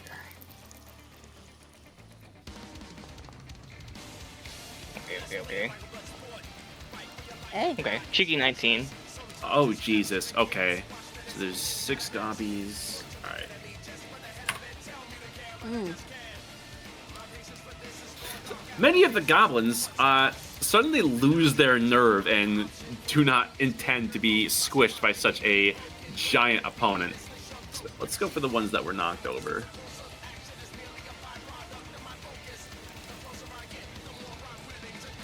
And this guy here. Okay. This one is gonna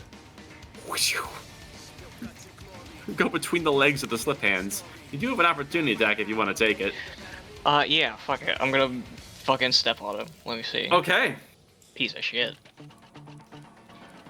Hey, Oh my god! The plus question is... 1d4. We'll do non-lethal. We'll just say he's in a crater like Yamcha. Okay, so he had 6 points left over. So as he ducks and tumbles, you give him a kick. You give him a little boost on the way out. He goes flying, smacks hard against this half wall, and tumbles onto the ground.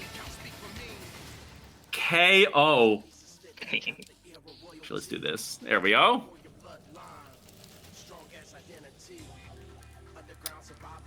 The Silent Echo is made of sterner stuff. Is gonna go for another attack here. And hit him with the 1-2. Fuck me. Shit. Nope and nope. This guy is gonna hightail it. Seeing that his buddy is lifeless on the ground, he's gonna go this way. Action dash. Removing him from combat.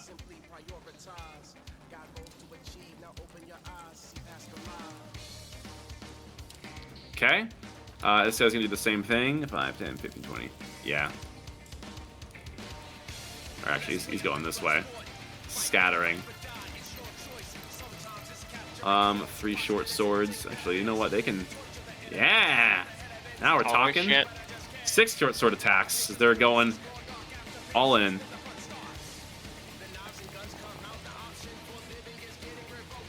Nope. Okay. Nope. Yep. Nope. Yeah, one of them. Nope. Alright, 1 hits for 8. Regular slashing. Okay. The runt here is gonna get the fuck out and begins to scale this wall, intending to run. There you go. This one's still gonna try to beat you up. He's got some balls. Nope. Hulk hand lays on his fists. 28 will hit you. 8 bludgeoning. Yeah, well. 21 to hit. That is 21 does in fact hit, yes. 7 additional bludgeoning. Gotcha. Alright. 2 short bow attacks. Both miss. The Bone Cracker takes his swing with his club, and you can see he whispers something into it, and it begins to glow this faint, sickly green.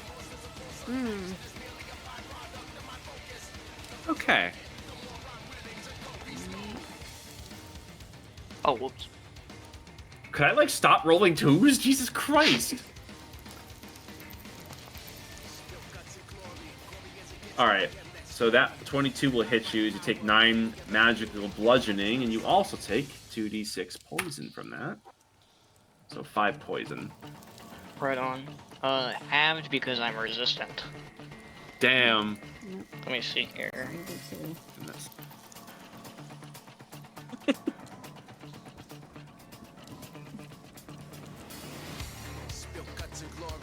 Alright. Is this from Attack on Titan?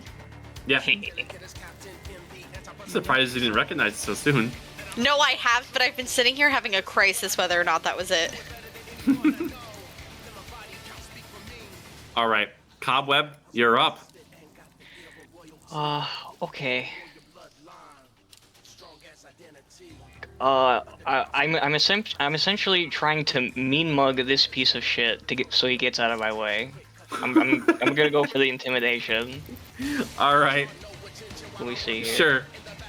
We'll say that's like we'll call it a bonus action because that just takes a quick glance. So go ahead and roll intimidation.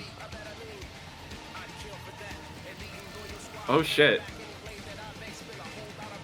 20. All right, let's see. Make a wisdom save. Contesting rolls here. Dang. A far He's more overfarming disciplined on foot me. soldier, he will not be shaken. Okay. Anyways, you still have your action. Smack the shit out. I'm sorry. I'm sorry, little one. Jesus Christ. Who he's going towards? The guy in my way, but if it knocks him down, I'm gonna move up and aim at him. All right. So go for the silent echo. Gotcha. Plus 22 an hits. additional. Let me see here. 15 misses, and that hits. There we go. Plus an additional 15 bludgeoning. Oh my. Oh, he ain't looking so good after that.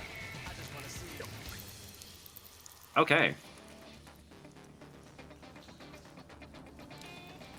That's about it. Yeah. All right. Let me see.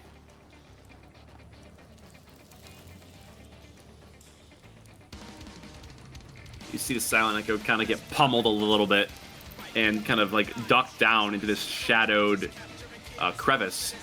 But as he lands in the shadow, you find that he simply disappeared Oh shit. before you see movement among the rocks not too far away as he uses his bonus action to shadow step. He'll expend a hand to you and will cast. Sure.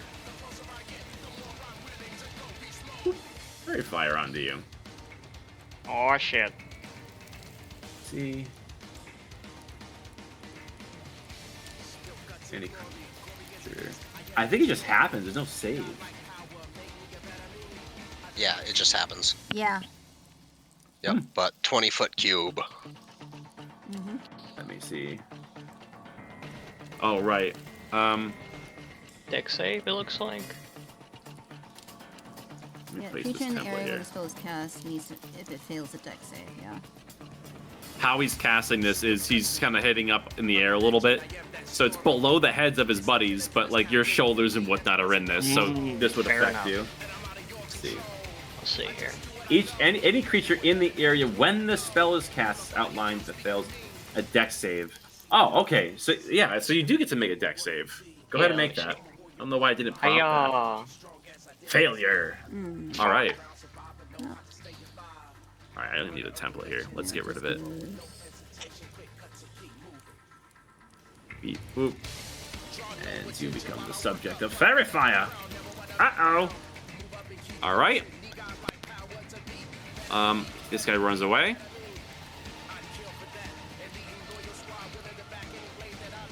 Six attacks coming from the slip hands with advantage. Oh shit. Okay. 21 a hit. 23 will hit for sure. Eh. One of the advantages of Nightmare, you have to do it multiple times. You have to keep scrolling back. I gotta find a way to disable that. Eh. Come on, one more. Eh. Alright, let's see what we got. 23 will hit you for 5. 21 will hit you for 6. It's 11 total. Miss, miss, miss. That's it. 11 total. Ugh. Right on. Jesus, man. This runt exits combat. This runt still has the balls to try to attack you. With advantage. Misses. Jesus Christ, man. Hulk will go.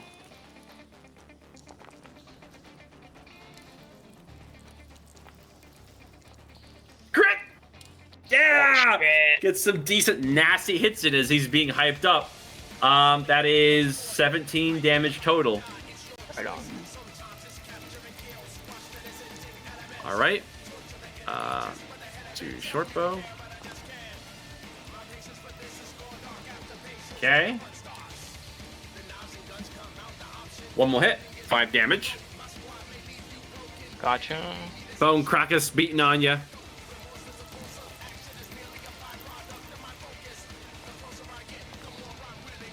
I'm gonna runic shield one of these. Let me see here. There's only one hit, so you can runic shield the one that hits. Gotcha. 25. Let me see here. Have him roll it again.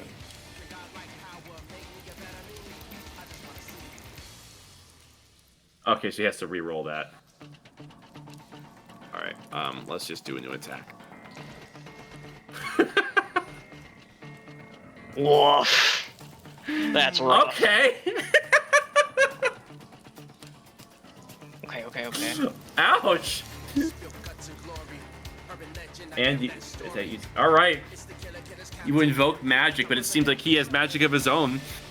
As there's a flurry of blows that come by, or at least would be, you activate your rune and you suddenly have this glowing mace that clocks you straight up the head for 23 magical bludgeoning, as well as 11 poison. I'm not large anymore, or rather, I'm back to large size. Gotcha. Wait, He knocked the big out of me. part of Fuck. the initial damage?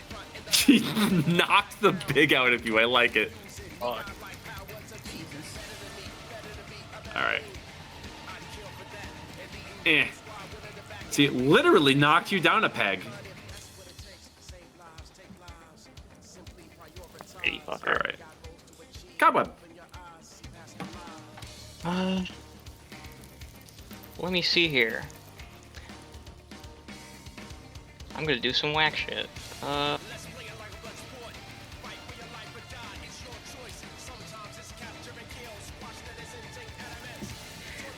me see here. Okay. I'm going to bonus action burn 2 sorcery points for a second level spell slot. Okay. I'm going to recast motherfucking enlarge reduce. Here. Shit. I'm gonna pop an action surge and I'm gonna whip out the motherfucking. Where is it? The holy stig. Oh shit! Yeah, let me see. Damn! Ignore the attack. Let me see. I don't have the resources to attack quite yet. You will produce the holy stig, and it sings its unholy song. All right, and you use enlarge reduce. You're going back to big, I presume. Yeah. Very well. And I'm going to do aspect of the vengeful daughter. It's plus 10 bonus to maintaining concentration. Okay. Now try it again, you piece of shit. All right, that's all I got. Yeah. Damn, they activated Cobweb's phase 2. You said you were gonna action surge, was it? Well, yeah. Isn't it? Because your enlarge reduce is one action, and then.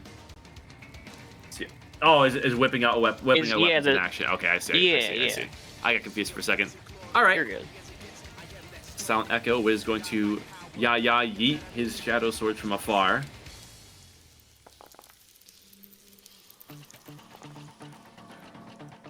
Negative. All right. Slip hands. 1, 2, 3, 4, 5, 6. Come on, buddies. I believe in you. Never mind, I don't believe in you. 21 on that though.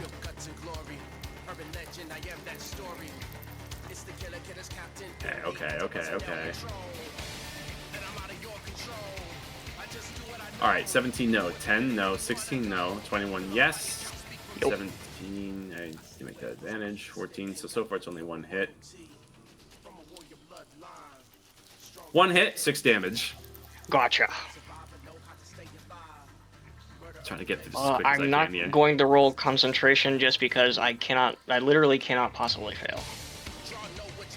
Alright. The goblin somehow... Look at him letting his hits. And he gets advantage. 6 damage as he gets 2 lucky hits. He's beating on your ankle. I guess he pinches a nerve or something. Ah, you piece of shit. Let me see here. Big asshole! How much damage you say? 6 total. Gotcha.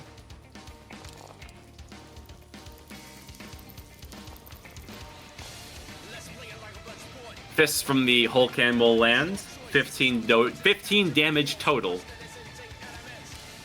Gotcha.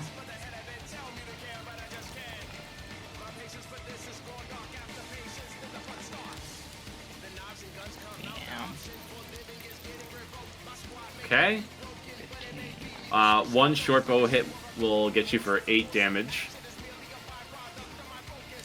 And the bone crack, boom, boom, boom. I'll runic shield one of these. Okay. Hold on, If they hit, I guess. Do this first. Only one hits. Reroll runic shield, and that will make him reroll. Gotcha. You just use that. Yeah. All right. He still hits somehow. Christ. Shit. All right. He clocks you again as your runic shield lets you down, and you just hear this deep, taunting laugh from. Okay. Okay. All right. That's fine. How do you reply? I'm gonna feed you your own legs. Oh, you piece of shit. And you. He looks down at the guy between them. Move out of my fucking way. At the goblin. Yes. Just real quick intimidation. Yeah. Let me see. No consumption required. That was just funny. Fair enough. Hang on.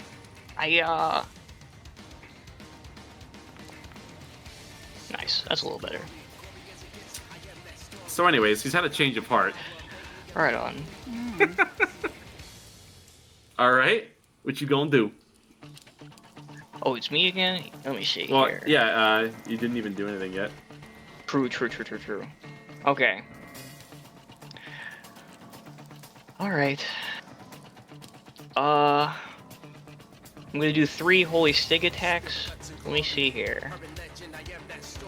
Against, Big Stinky. Big Stinky. Yes. This guy? Yes. All right. The Nat 1 is probably not going to hit. The 14, I doubt it. Here, let me see. One hits with the 29. Because I am huge, and other various modifiers, let me see here. An extra 25 damage. Oh God.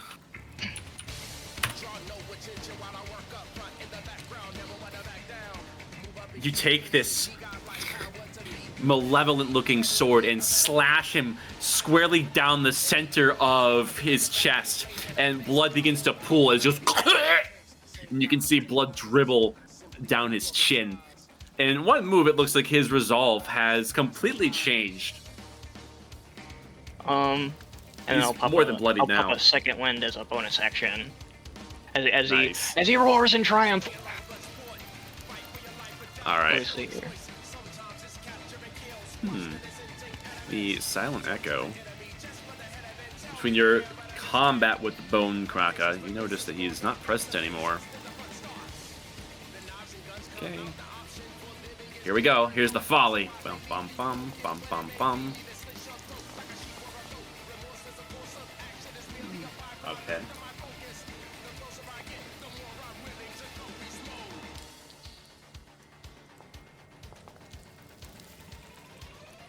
Oh fuck. Alright. 2 more, I swear. Okay, a couple hits this time.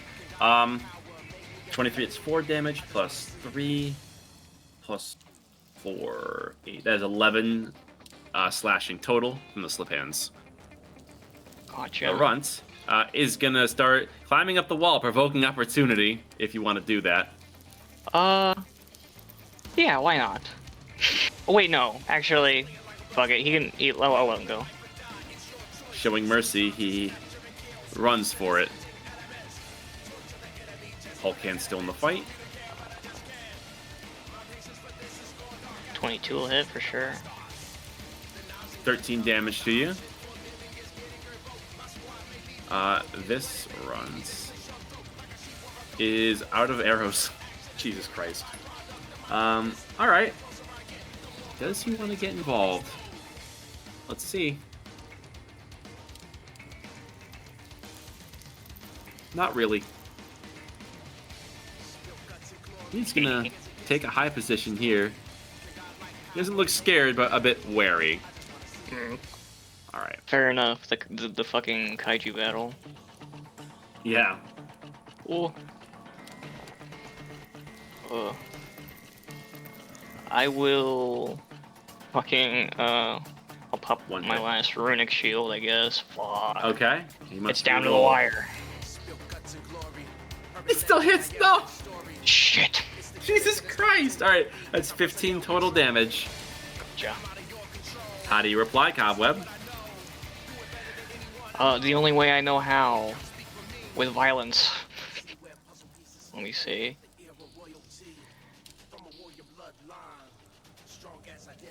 Alright, just gotta do damage. Fuck. Yeah. There we go. Okay. Let's get weird. Did you just say let's get weird? I may have. Let me see. Okay. We'll do one for him, and one for him. Okay. Let me see here. Yeah. All right, we'll start in the order you pinged them. So we'll start with the Hulk hands. Let me scroll up here. That'll hit. Ow. Okay. He takes also an additional 32 fucking bludgeoning Jesus. Oh my God. slashing damage. Oh yeah. He growls out in pain. And he is effectively prone. You knocked the wind out of his sails. He doesn't look like he wants to fight anymore. All right. Let's see. What was that second hit? Cheeky 30. Cheeky 30. The 15 hits. Go ahead and roll your extra damage. Yup. Let me see here. You said you're going for non-lethal? 21. Yeah. All right.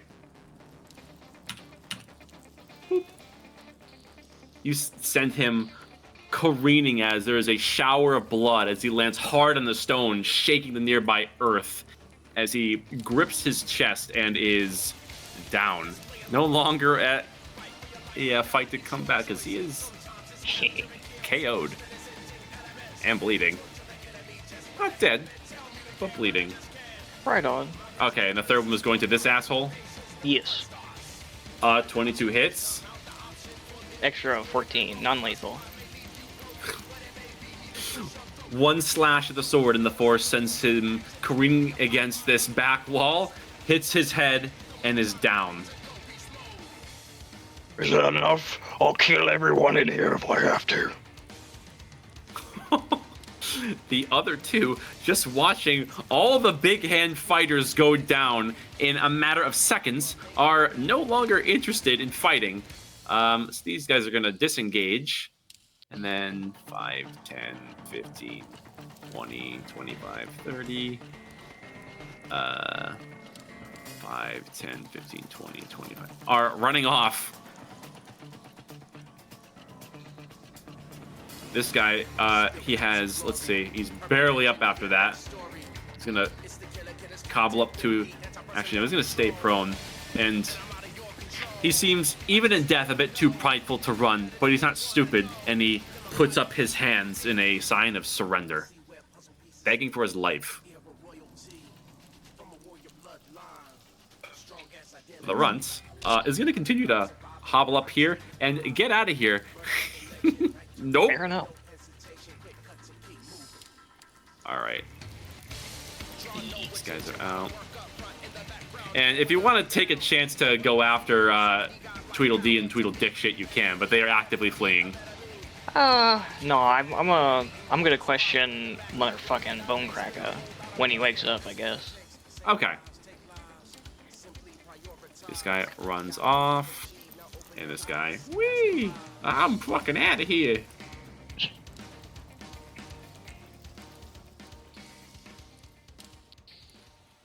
Ending combat. And at that, having you soundly beat the shit out of this entire mob, you stand over them, towering in your strength, as you look upon a field of cowards. Let's take a 15. Yup. Hell yeah. Let's go.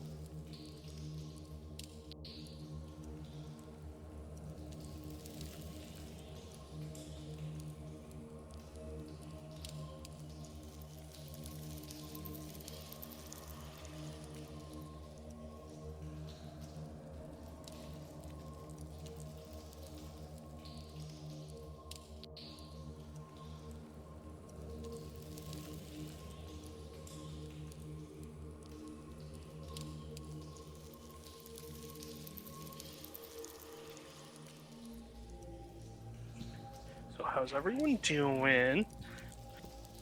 I'm good. Yeah.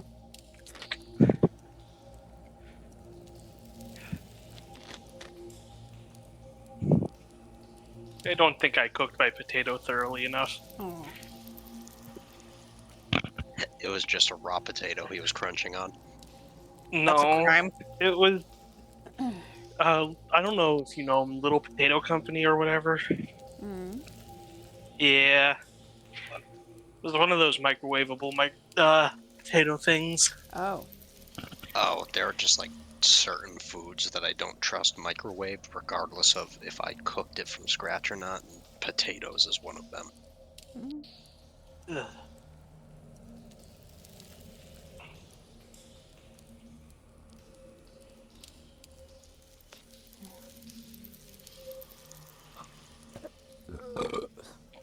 Ow. Christ on a cracker. Hmm? Oh, you have played dumb. What? Right. You know. Alright, I'm back. Man, I'm lighting you on fire. Oh Yeah, I shit. deserve it. So I too, just like Joe Rogan, hate Connecticut. Good. Join the club. Dude, they want to tax you on literally everything there. Yeah. All right. Is everybody here? Here. Hey, I'm back. There you there. Is everybody here? Yep. Yeah. Nice. All right. I gotta dig up some things. Mhm. Blow the dust off of these fucking things.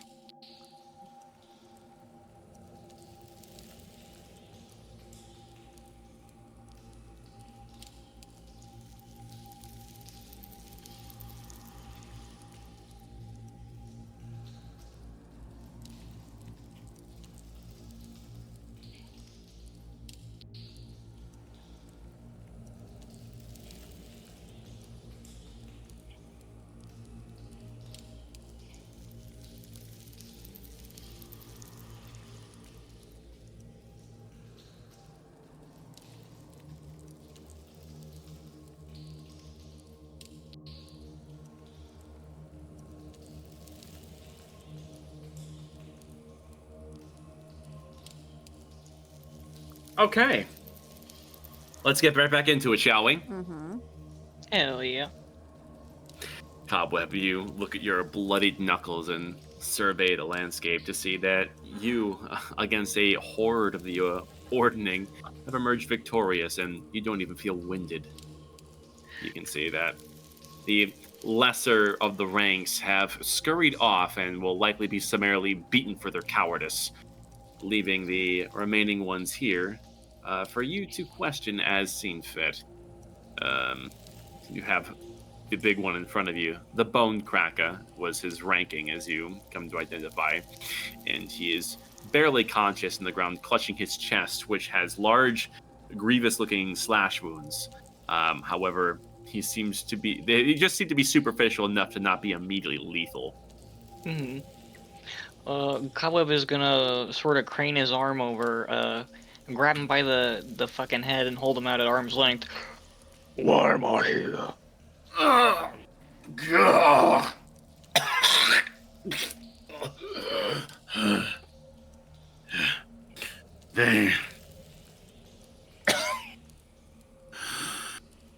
They've been looking for you for a long time.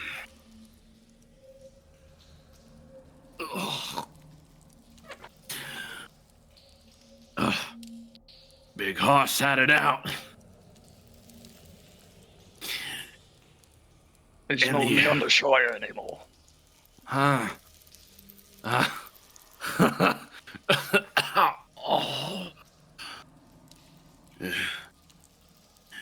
You've been subject to jabber jabber for a while. You got the Inquisition storming Undershire looking for you. Putting many of us in cuffs and we ain't done nothing. Well, when the time comes, they won't have to look far. He sort of drops him. Where's the benefactor? He's the one who brought me here. Who? What? The man with the star cloak. I don't know what you mean.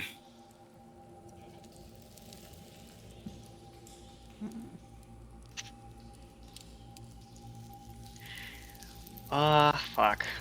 Alright. Well, you said there was Inquisition down here. Well, not around this part.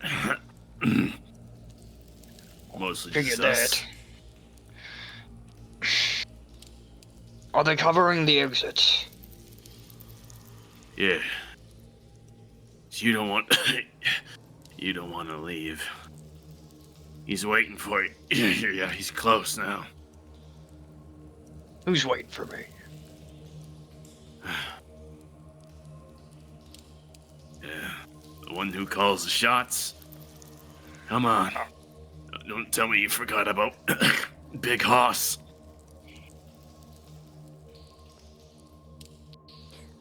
Wait, is it... Tolgit, skull necklace. Yeah.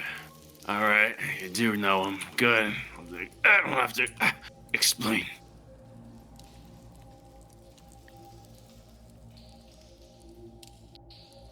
Let's say I didn't know. Explain anyway.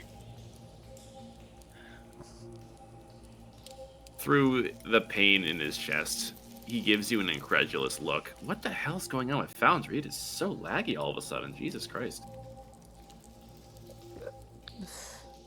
Oh my. Hmm. But the Bone Cracker looks at you and just kind of shakes his head. You'll know him when you see him. How could you not? You fight with his magic.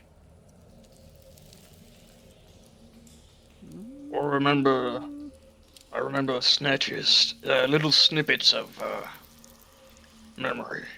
It's hazy. I lived this life to become a cartographer. A cartographer. All right. I'm not like you anymore. Okay? Don't come looking for me, or I might just change my mind. I'm getting out of here. You fucking dumbass. I'm not the one you have to worry about.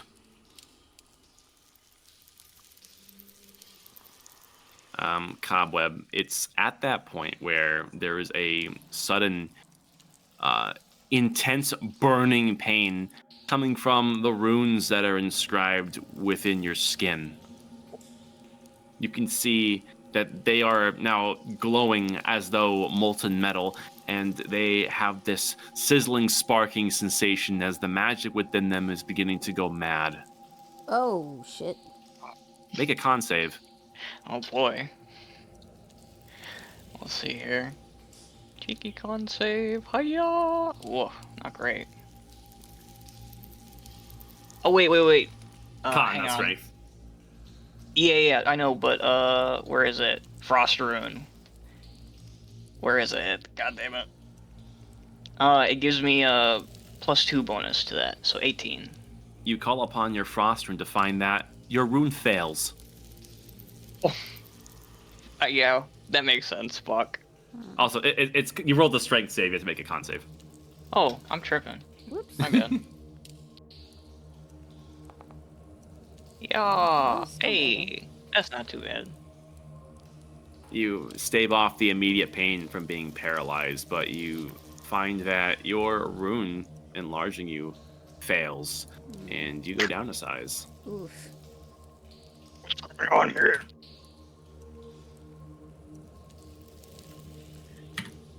And give me a second, I gotta refresh Foundry because I am lagging really badly for some reason. Fair. Gotcha.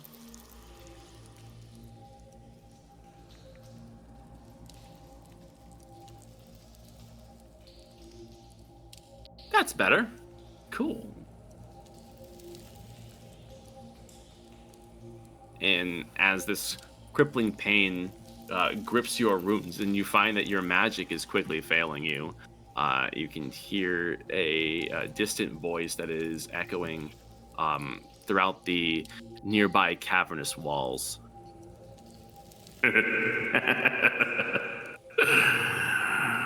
Little man's come home.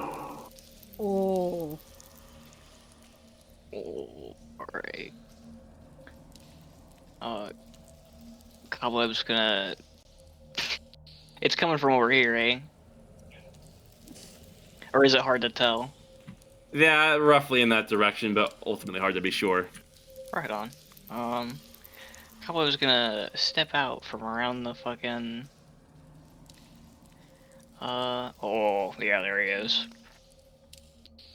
You look on, and to the far side of this cavern, standing atop a stone bridge, you lock eyes with him. This is the site for a creature which has been haunting your mind for quite some time. The origin of many of your understanding of runes and your powers. And you can see there's this toothy smile that washes over him as these white pinpricks underneath the hood lock eyes, and he speaks in this gloating tone. Well, look at that. You're getting too big for your britches. But I'm sure that you'll be small enough soon.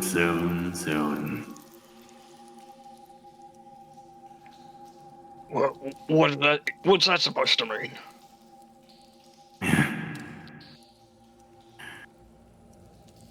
Look at yourself. Is this your power, or is this mine? Oh, shit. You bastard. I should have known you'd teach me wrong. Teach you wrong. Yeah. Or at least we tried to. You know, when we put you in the pits, had you beating stuff up, it really was a joke.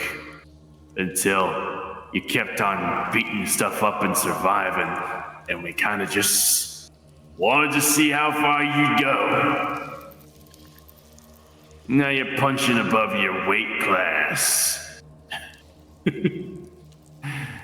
Yeah, but there's always someone bigger, and you know that.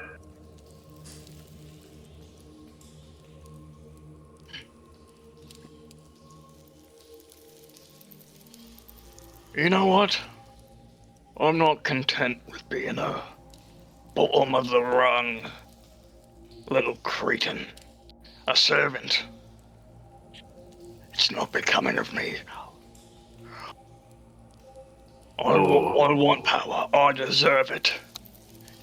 And you're gonna give it back to me. Back to you? Alright. I tell you what, big guy. I didn't bring you here just to talk shit. You've been meddling around with quite a few stuff and you're one of the map makers. And I can feel that magic in your runes. But that's not the only thing that's in there, yeah? There's something else. There's actually quite a few somethings, ain't there? Yeah, I've been through the ring, I'm not gonna lie. I've been watching what's been going on. You and that big tower in the center of the surface dweller kingdom up there.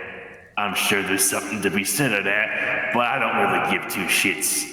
There's something deeper in your mind, something eldritch, and I want to poke at it. Is that it?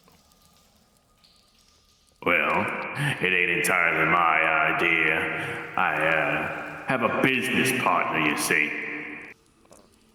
I swear to God. Mysterious bloke, reflective mask. Before you even have the chance to finish that sentence, you're still big at this point, but you feel Dispel Magic is cast upon you. Oh shit! This fucker stole the room. Fuck. Beep, boop, as you plummet to the ground, Oof. and you see that there is someone behind you. God damn it!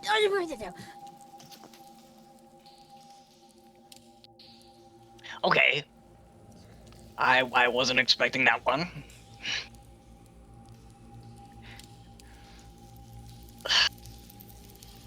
Okay.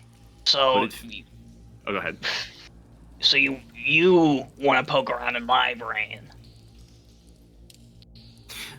This hooded individual is not necessarily looking down at you. He's looking over your head and up towards the shaman before he speaks plainly at him. I expect results, ogre. Well, hard R, dude. That's crazy.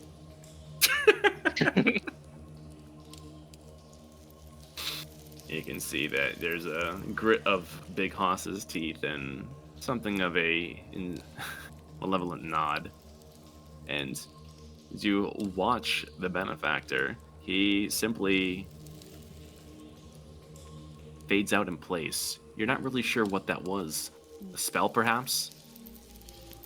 You keep your eyes and ears keen for moving dust and the sounds of footfalls, but you do not hear them.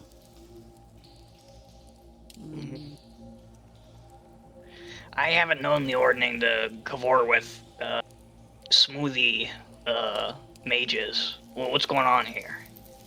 Yeah, big fucking fancy pantsers. I don't like them either, but we don't have a choice. There's someone new calling the shots up top, and we need a guinea pig. Now, my partner here, Benefactor's got some ideas, and he wants to start small. Start with you.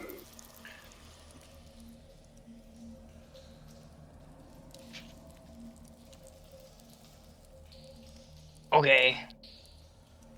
Let's say I agree. Could you get me out of Undershire? Sure. We'll drop you off where I found you. Right on. Cool. It won't take long. Yeah. But, I just want you to know, anything you throw at me, it's not going to work. Oh, no, I'm not trying to hurt you. I'm trying to pump you full of more power. Oh, Jesus. You see, we found something. And we think it might have a nice little connection to you. There was something that was rooting around. We tied it up nice and pretty for you. I think that you're gonna be best buddies with it. Actually, I think you already are. Okay. Quick little procedure in and out. 5 minutes. Fuck. What do you say? Oh, I don't know. I don't know, Big Hoss. This sounds kind of crazy. I'll put a pause in this conversation. Sorry. It's at this point on the far side back at the Silverhide residence. The Yes. work that you party put together collectively to repair this teleportation circle seems mostly intact. Okay. The question is, what would the rest of the party like to do? Follow him. Yeah, we're gonna follow. Going straight in, huh? No Yeah. hesitation? Yeah. Okay. I'm having a lot of fun watching Cobweb's adventure personally. Okay. 1 second. Beep, boop. Beep, boop, I'm a jupe.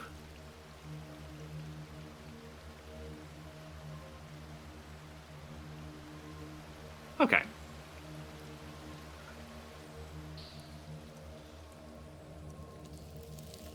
A difficult decision is put before you, Cobweb, to adhere to Big Hoss's seemingly offer to give you power, but it's not before the teleportation circle comes to life.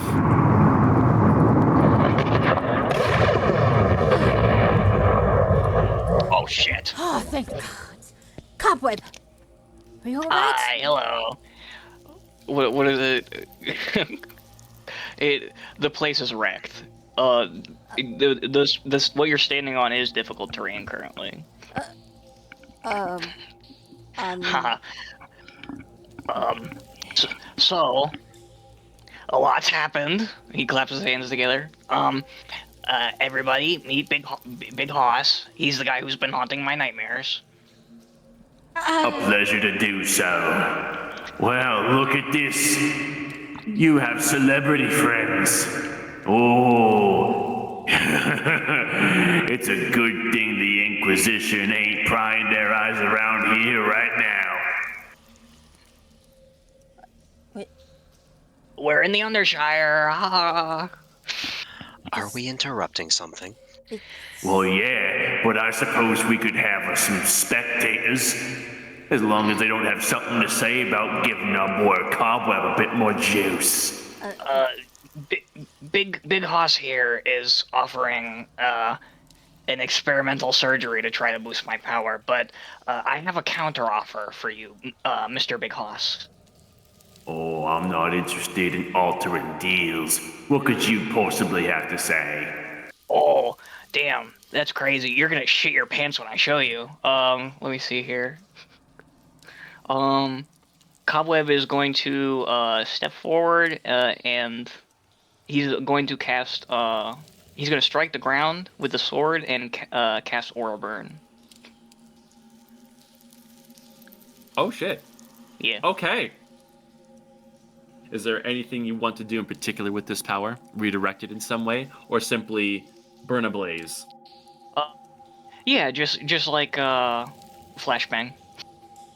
Okay.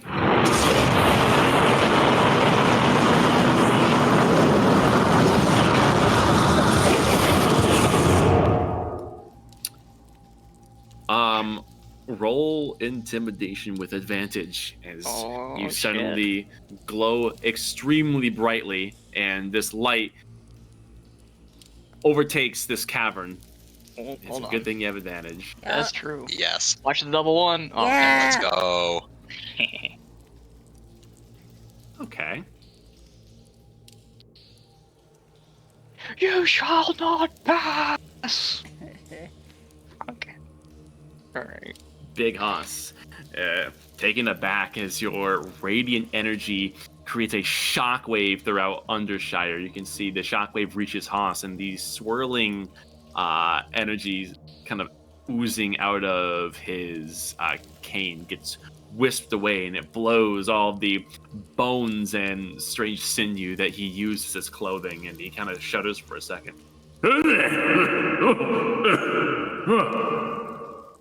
What the fuck? Didn't see that one coming, huh? Shut your mouth, you little brat. This is the full unbridled power of Helios. Bear witness. You've just caught a glimpse of a god.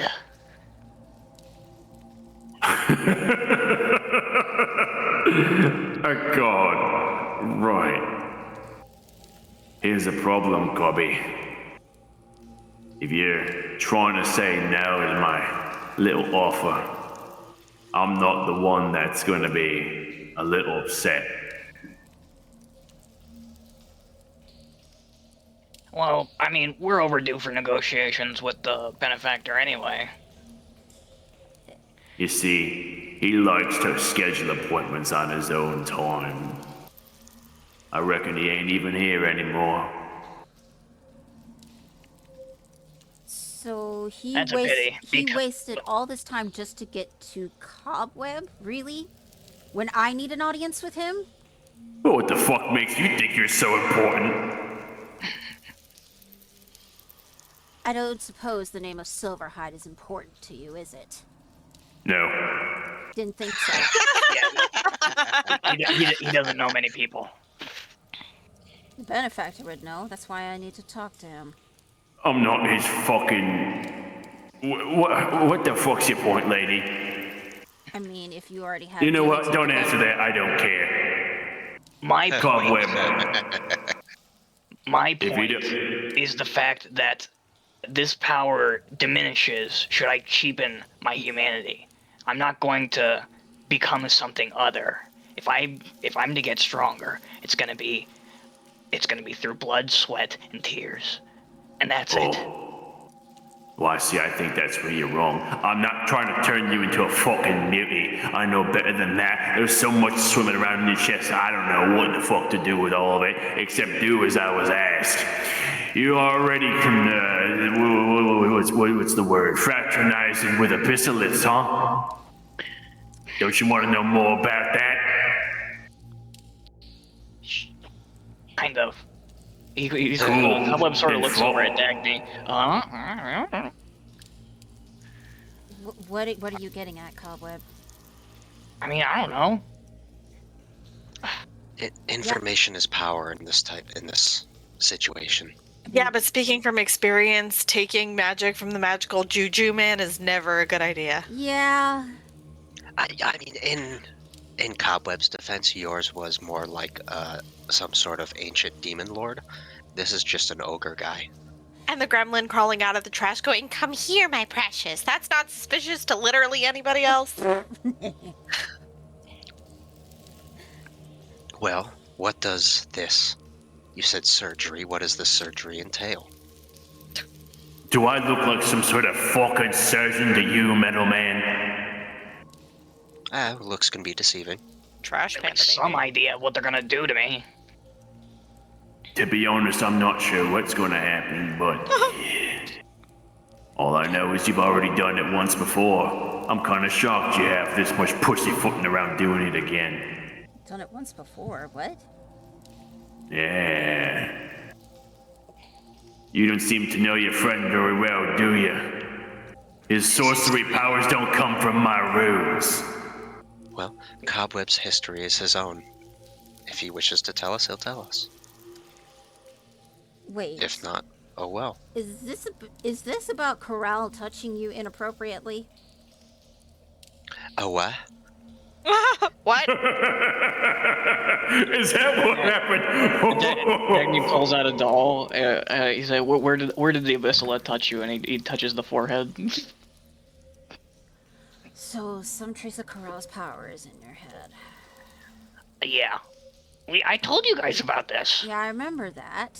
But the benefactor wants to experiment on that? Okay, listen. Can you guarantee us safe passage out of our Undershire, all of us? Or does this Oh, okay. Ah. You know, once we got in our business here, you can just fucking go. Oh. Why? Why? What? For what purpose? Don't you want to kick that lich back to the shithole he came from? I mean, that was kind of the plan. We were getting to that. Oh, don't tell me you were just gonna go up to his front door, take a quick knock on it and say, excuse me, Mr. Corpseman, am I fucking off? Thanks. Nothing like that. I'm not that stupid. Well, I'm not so sure, but... Alright.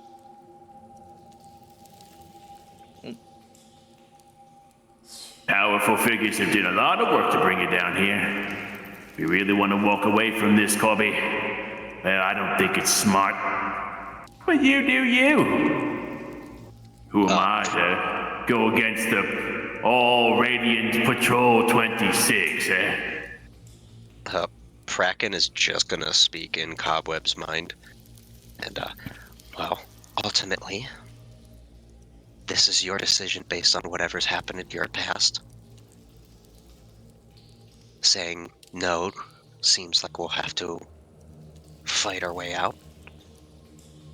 At least a yes will get us some sort of information further along the line. And we'll see what happens when we get there, I guess. But like I said, it's up to you.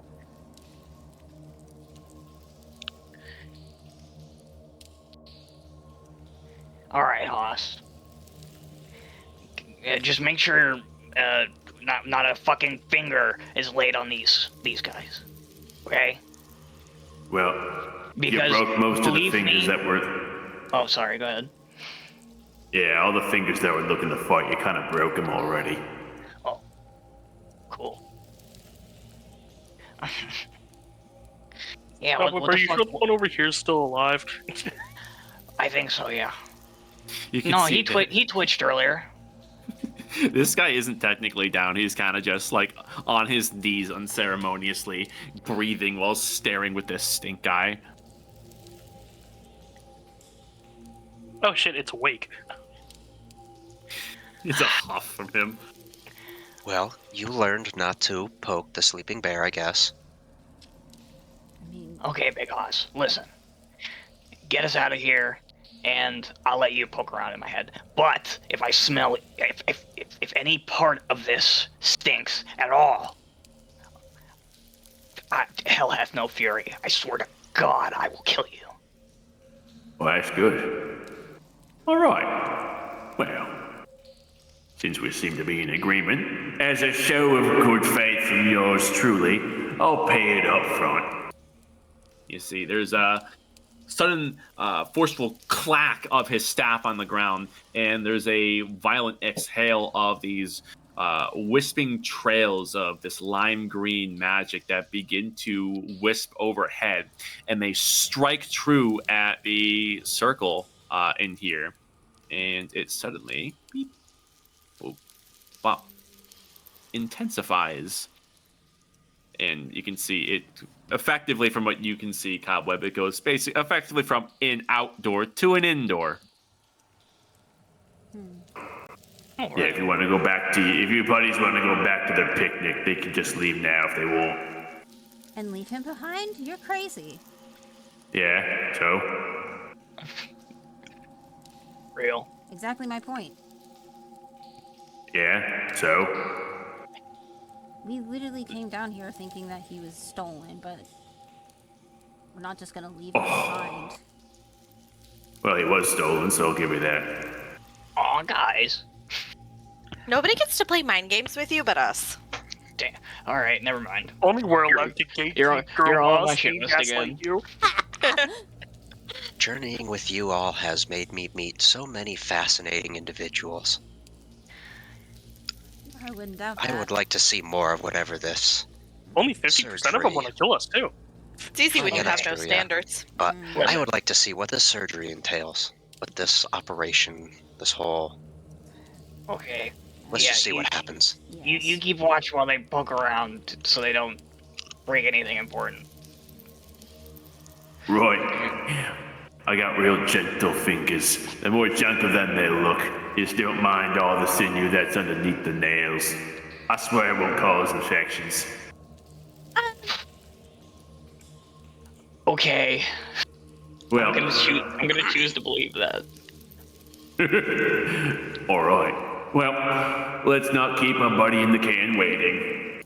And he jumps down into this sewer, and he kind of knocks midair, and there's a ripple in the air before he continues forward. I presume you're following? Yeah. Yeah. Okay.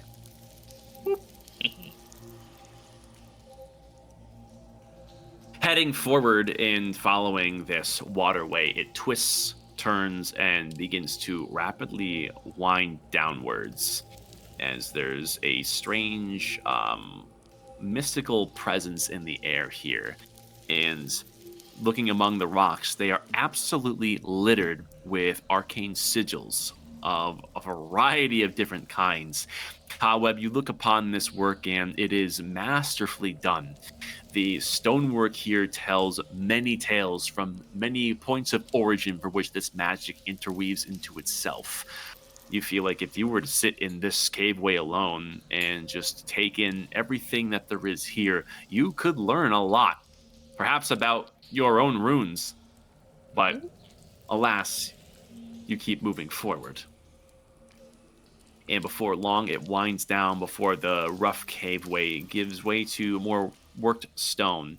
And although you don't recognize how we got here, Cobweb, you do recognize that there's a green glow coming from a chamber up ahead, and you recognize this as one of the many tucked away chambers of the Ordning.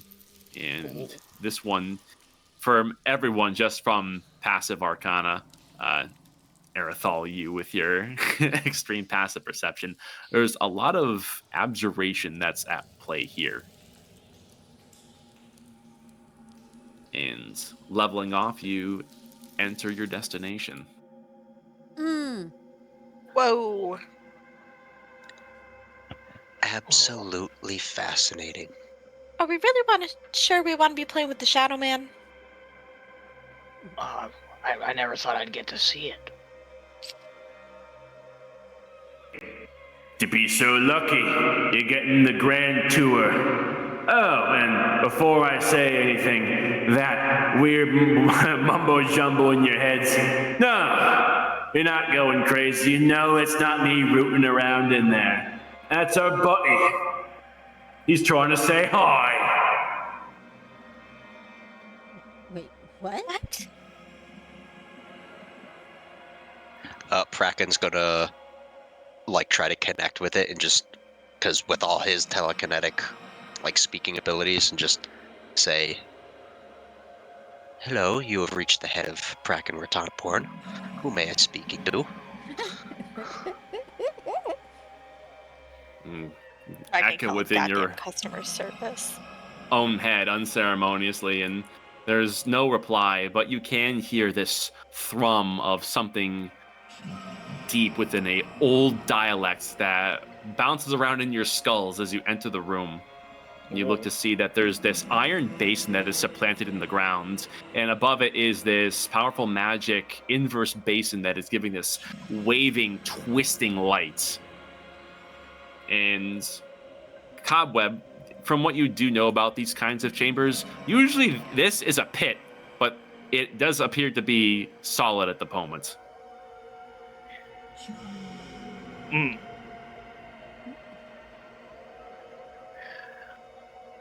Okay. Holy shit, this is a lot all at once.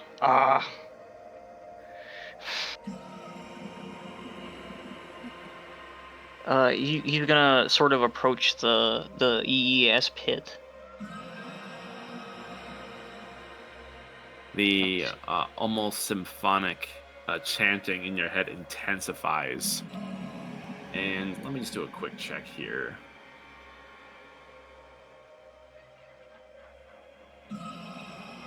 As for, I believe this only applies to Cobweb and Dagny. this presence in your mind, it is familiar to you. You felt this before.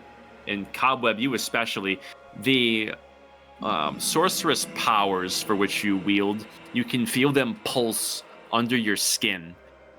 They're typically quite reserved, quiet, but here they resonate. It seems like Big Hoss may have been telling some truth after all. Oh, something's making my head squirm. I will attempt to... I mean, I'm just going to... Can I, like, feel it, like, digging around in my thoughts or whatever? It's less so a conscious presence trying to dig around, and you more so hear it's like an echo that is calling from somewhere else that just happens to be resonating in your head. And the closer to the center basin in this room that you walk, the more strong it gets. Yeah, without hesitation, she approaches towards the covered pit.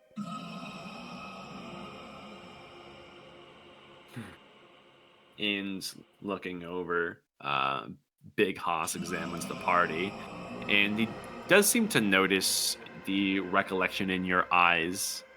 Dagny kind of tilts his head a little bit. Some funny idea, little lady? What do you mean? I can see it in your eyes. There's something curious. Or maybe I'm just going nuts. You did say I'm crazy after all. Well, if it's any consolation, this is not the first Abyssalith I've encountered. Good. Well, looks like that benefactor's got some truth. He was very interested in seeing... Well, you know, I don't fucking know what he wants, really. All I know is he had some work that was tied to some monsters from the deep. He probably got it from one's journal. Oh, that name, that's familiar. Maybe that was it. How long has this thing been kept here? I think it was around the time that everyone up top went all 40-40 with the golem people. During the genocide.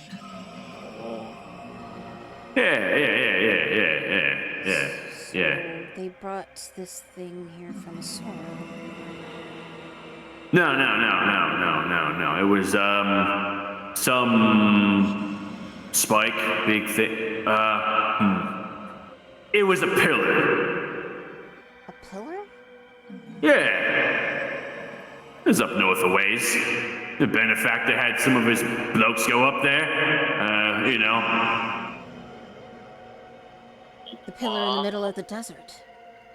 Yeah, that's the one. No fucking way. There was another Abyssalith in there? I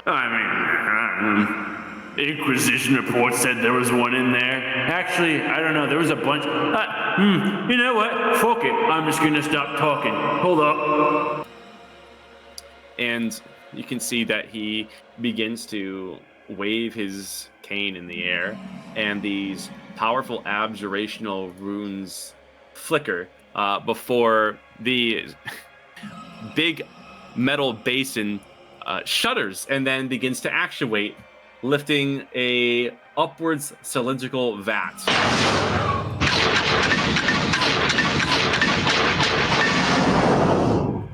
Oh shit. Hello, Corral. Oh, right. Yeah, he ain't gonna be much for the talky talk. He, he ain't doing so good these days. Well, considering how much we fucked him up the last time we met, I'm not surprised. So you want Cobweb to interact with what remains of Corral, then? Yeah. I feel sick. Why? Head swimming.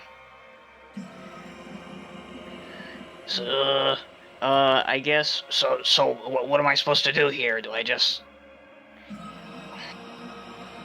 Well, you see, this vat, it's not actually glass. It's kind of like a jelly.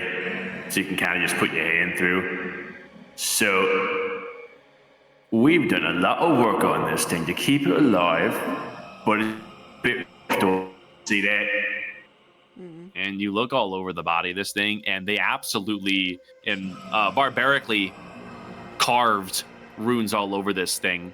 And the crown that Corral wears has this strange string-like sinew, something resembling a dream catcher. And it has this sickly green, lime green glow to it. It's almost as if they have done work to harness this thing's power.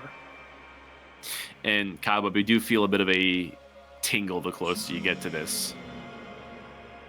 Now, all you gotta do is just give it a little tap with your favorite finger.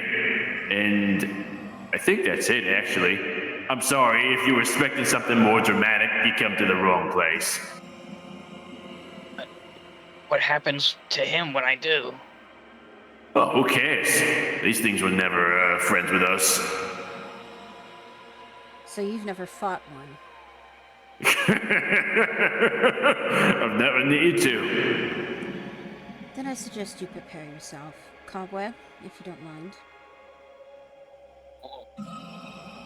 Okay.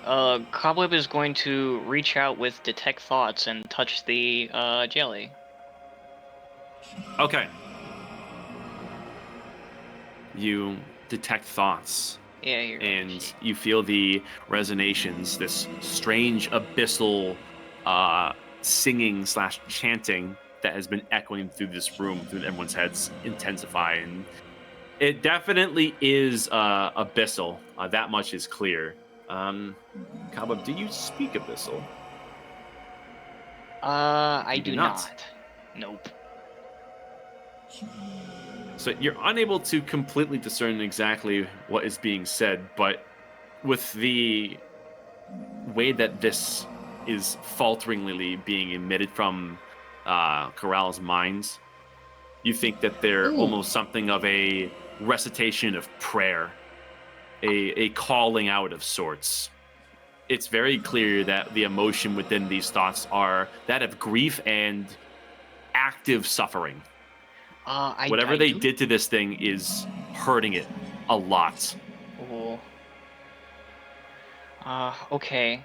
I'm going to use telepathic speech on Dagny because I know she understands this shit. And essentially, I'm gonna like play telephone, relaying what it's saying. Okay. You use telepathic speech. It feels vibrant when you use it here, almost as if it's pinging from Corral rather than you. And you give an open link to Dagny. You see. And Dagny, do you speak Abyssal? No, I don't. Well, you get good resolution of these pained hymns. Right on. Ironically, I think the person who did speak Abyssal was Jax. Oops. Well, hearing this and how you're describing it, it's like, this thing is in pain. Are you unable to cast Comprehend Languages? No. I have a because Cobweb already did it, so I guess it doesn't matter. I was gonna say, is Abyssal is kind of a derivation of Primordial, so is there any? I mean, I speak Primordial. Is there a way to get kind of like a rough translation, given it's a deviation of the language? Let me see. If not, at least to my knowledge, I thought Abyssal was a subsect of Primordial, not like Primordial. Primordial is elemental language. Well, no, I know that, but primordial dialects include Aquan, Orin, Ignan, and Terran. So I don't think Abyssal is It doesn't a fall part under of it. No, it doesn't fall under that umbrella. Oh, unfortunately. shit. The Abyssal language was a form of primordial warped and twisted by the evil of the Abyss. Interesting. You learn something new every day. So, there's minor inklings. So, sure. Why don't you go ahead and make an intelligence roll, Nadira? See if you can decipher I'm anything dumb. meaningful. You got this. Intelligence? Yup. Oh god. +0, everybody. Yes. What the fuck? Yeah. +0 in a dream. Yup. We're Where's dumb this for the useful shit? I'm dumb. enough. This is a rough translation, Yeah. but you can hear the occasion. It's a echoing of single words. Essentially, it is begging for peace, begging for release, and begging to be one with its kin, whatever that may mean to you. Oh. This- Oh. He wants to be put out of his misery. Do wants you to guys die. remember when we absorbed the lifeblood energy? Yeah. No. Well, that was before we met you guys. That was the before me times. Yes. Yeah.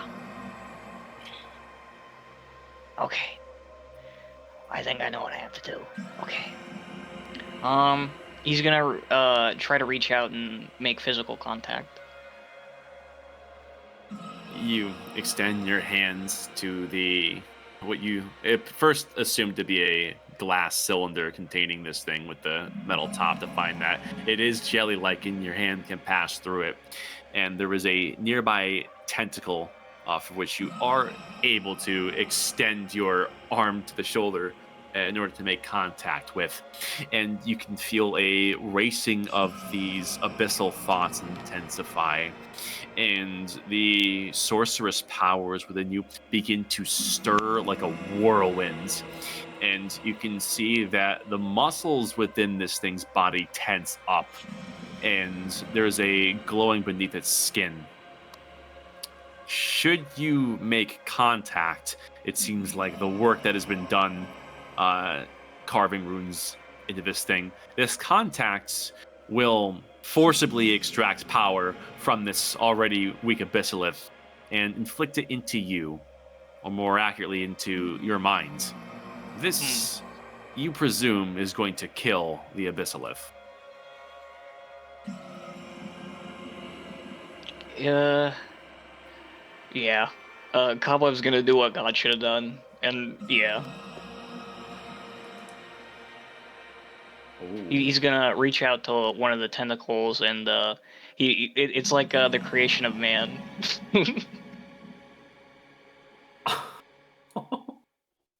Making contact, I see. Yeah. And so the party watches at large as the distance between Cobweb's hand and this limp tentacle close, and the entire body of the abyssalith quakes. Contact is made, and a thrum echoes out from this body. That sounds good. Oof. Cobweb, there is a surge in your mind. Make an intelligence saving throw. Ooh. Yeah, let's see. As for everyone else, Not too bad. the abyssal resonations within this chamber stop. Oh, Cobweb failed. Oh, And Cobweb, I'm you... gonna... Wait. Oh, First, I'm gonna pop an Indomitable. Let me see. Hiya. One more time. I believe. -1 in a dream. Fuck. Should have believed Alas. less. The surge of memories, feelings, ambitions, desires from this creature thrust through your mind all at once, as if its own recollections of its life clash with yours, and you fall unconscious. Shit. Cobweb. Go. Bracken's gonna go up and make sure that he is, not dead. You see the rising and falling of Cobweb's chest within his armor, and there is certainly a pulse. He's alive, but his mind may be in something of a stir for a little while. Look towards the body of Corral. I'm assuming the runes are dark and the body is essentially just buoyant in the jelly. You see that the pained tensing of its muscles has relaxed, and as of now, it has something of an air of peace to it. It had stopped moving, and all of the runes that had been carved into it by the Ordning seem to have failed, as their target is no longer alive. I'm sorry for your suffering, Corral. Be at peace with your kin, and with those that remain of Osora.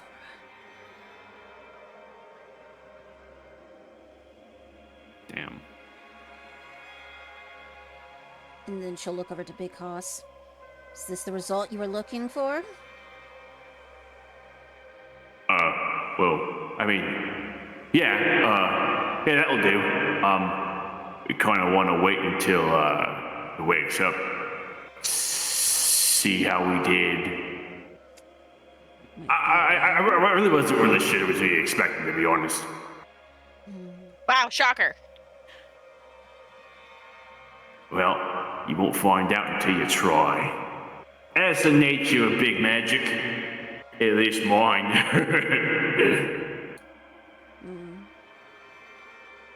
And as for Cobweb, I'm going to make a few adjustments to your sheet.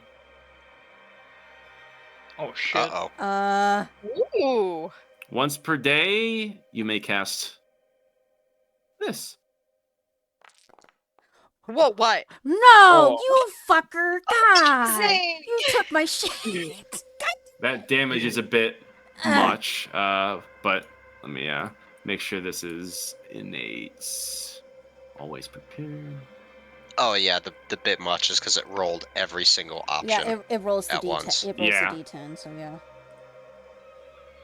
Oh, yeah. I'm gonna adjust that right now, so Holy it only shit. it rolls that initial damage. The other damage can be done at a duration, mystery, resource consumption, limited uses. That's what I wanted.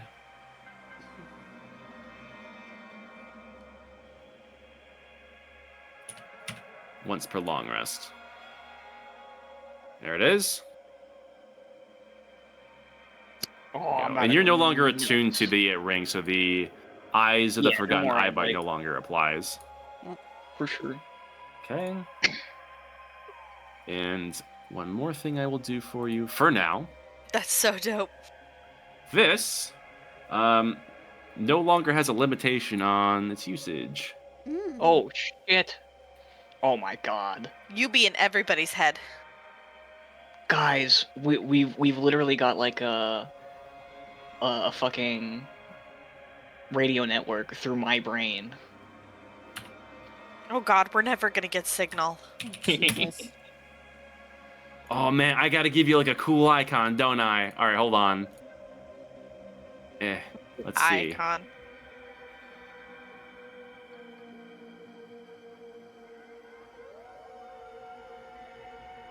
Oh man, there's such cool options.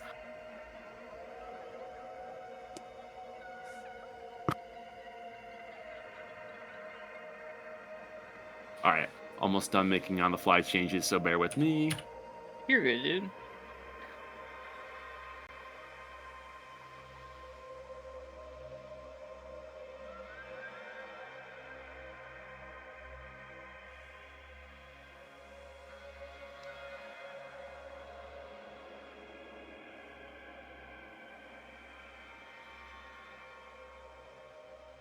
There it is. Nobody asked you. Ooh.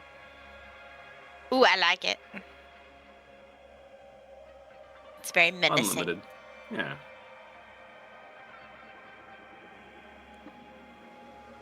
As for the other stuff, we're just gonna have to wait.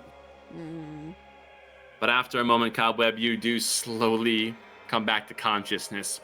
You feel like you just came from a very long dream, having watched memories that weren't yours. And as is the nature of most dreams, you try to recall it, but it's too hazy to remember. Cobweb? Cobweb sort of gets up, brushes the jelly off his shirt. I think he's happy now. Yeah. Yeah, I'm pretty happy. Oh, wait, you're talking about the other guy, sorry. Okay, I feel good, like really good. Well, so what happens now? Well, that's about all that he wanted from you from now. And as for me, well, I've gotten my fill. I got a lot to work on. But you know, Cobweb, I'll be keeping an eye on you. Yeah, you know what? You do that. You watch while I shatter the fucking roof. I'm gonna turn the ordning right on its head, and you're gonna have to watch while I do it. You piece of shit. Cobweb, easy. Is that right? Little man's talking big shit. Yeah. Oh boy. You really want to play this game, big boy? Okay. I'm going topside. I can do that with or without your help. When I'm on top, you're gonna have to acknowledge me.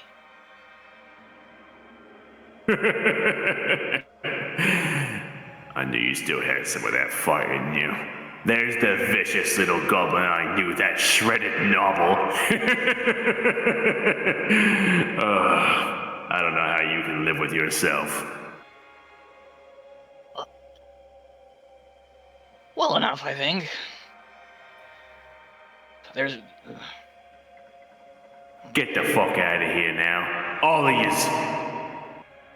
Okay, about that, passage to the surface, Yeah, walk back the way you came. Port was still open. all right, yeah. I opened it before we came down here, you dumbass. Get the fuck out of here, it stinks. And with that, the ogre shaman is shooing everyone out. Well, that guy was a bucket of fucking sunshine. Is everybody Yeah. shiny like that? It's different rules down here. So none of them have a sense of decency? It's the law of the jungle, what do you want? I mean, can we really say we all have a sense of decency? I claim nothing. Let's get to that portal. Yeah. This has been a lot for one day. Yeah. I still feel Heading back? a bit pissed about the benefactor, though.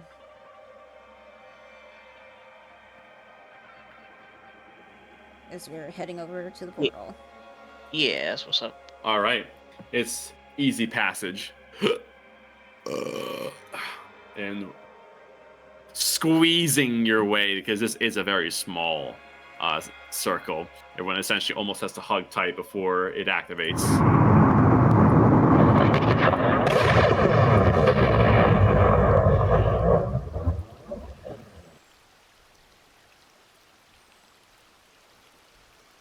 Oh my god, back up! You're squishing me! It's a tiny circle.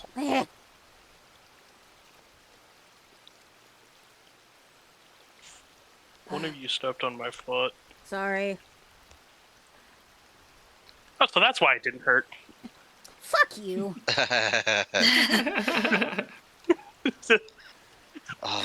So, what now? I'm Do we fucking just tired. do we just go, just sleep and hope for the best, or do we go back to the Grove? Because I'm assuming that's probably more, or the brewery. Well, we can walk over to the brewery, I guess. Because it seems like the benefactor's not gonna show. He likes to work on his own timetable, the asshole.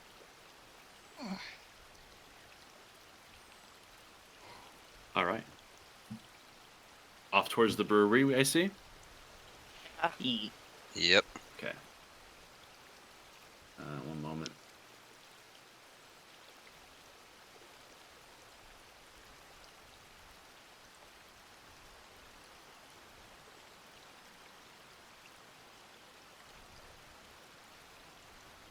Collecting yourselves and picking yourselves up to leave the Silverhide residence, you look up to see it is now afternoon, and the sun is reaching the far side of the kingdom.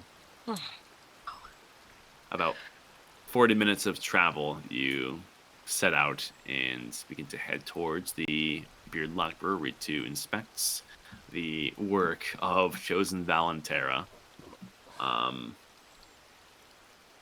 Do you guys want to end the session here or keep going? Because I don't know how long the next segment is. I don't mind cutting it early. It's 11, so end it here. Yeah, true. Yeah. Okay, cool. We'll end it here. Great. So Cobweb was turned into a nuclear bomb. Jesus. Let's fucking go. Oh my god. I got to have my berserk moment. Let's go. That was amazing. I kind of just sat here and was like, if I look away, something's gonna happen. And the next thing I know, you're fighting 30 people. Yeah. If Cobweb wanted to, he could have turned them all into smears on the ground. Yeah, he could have. Oh, yeah. He was thinking about No, he had to prove that he was different. Okay, I'll catch y'all later. Yep. GG's, Yeah, guys. Good night, we'll see you guys everybody. next week.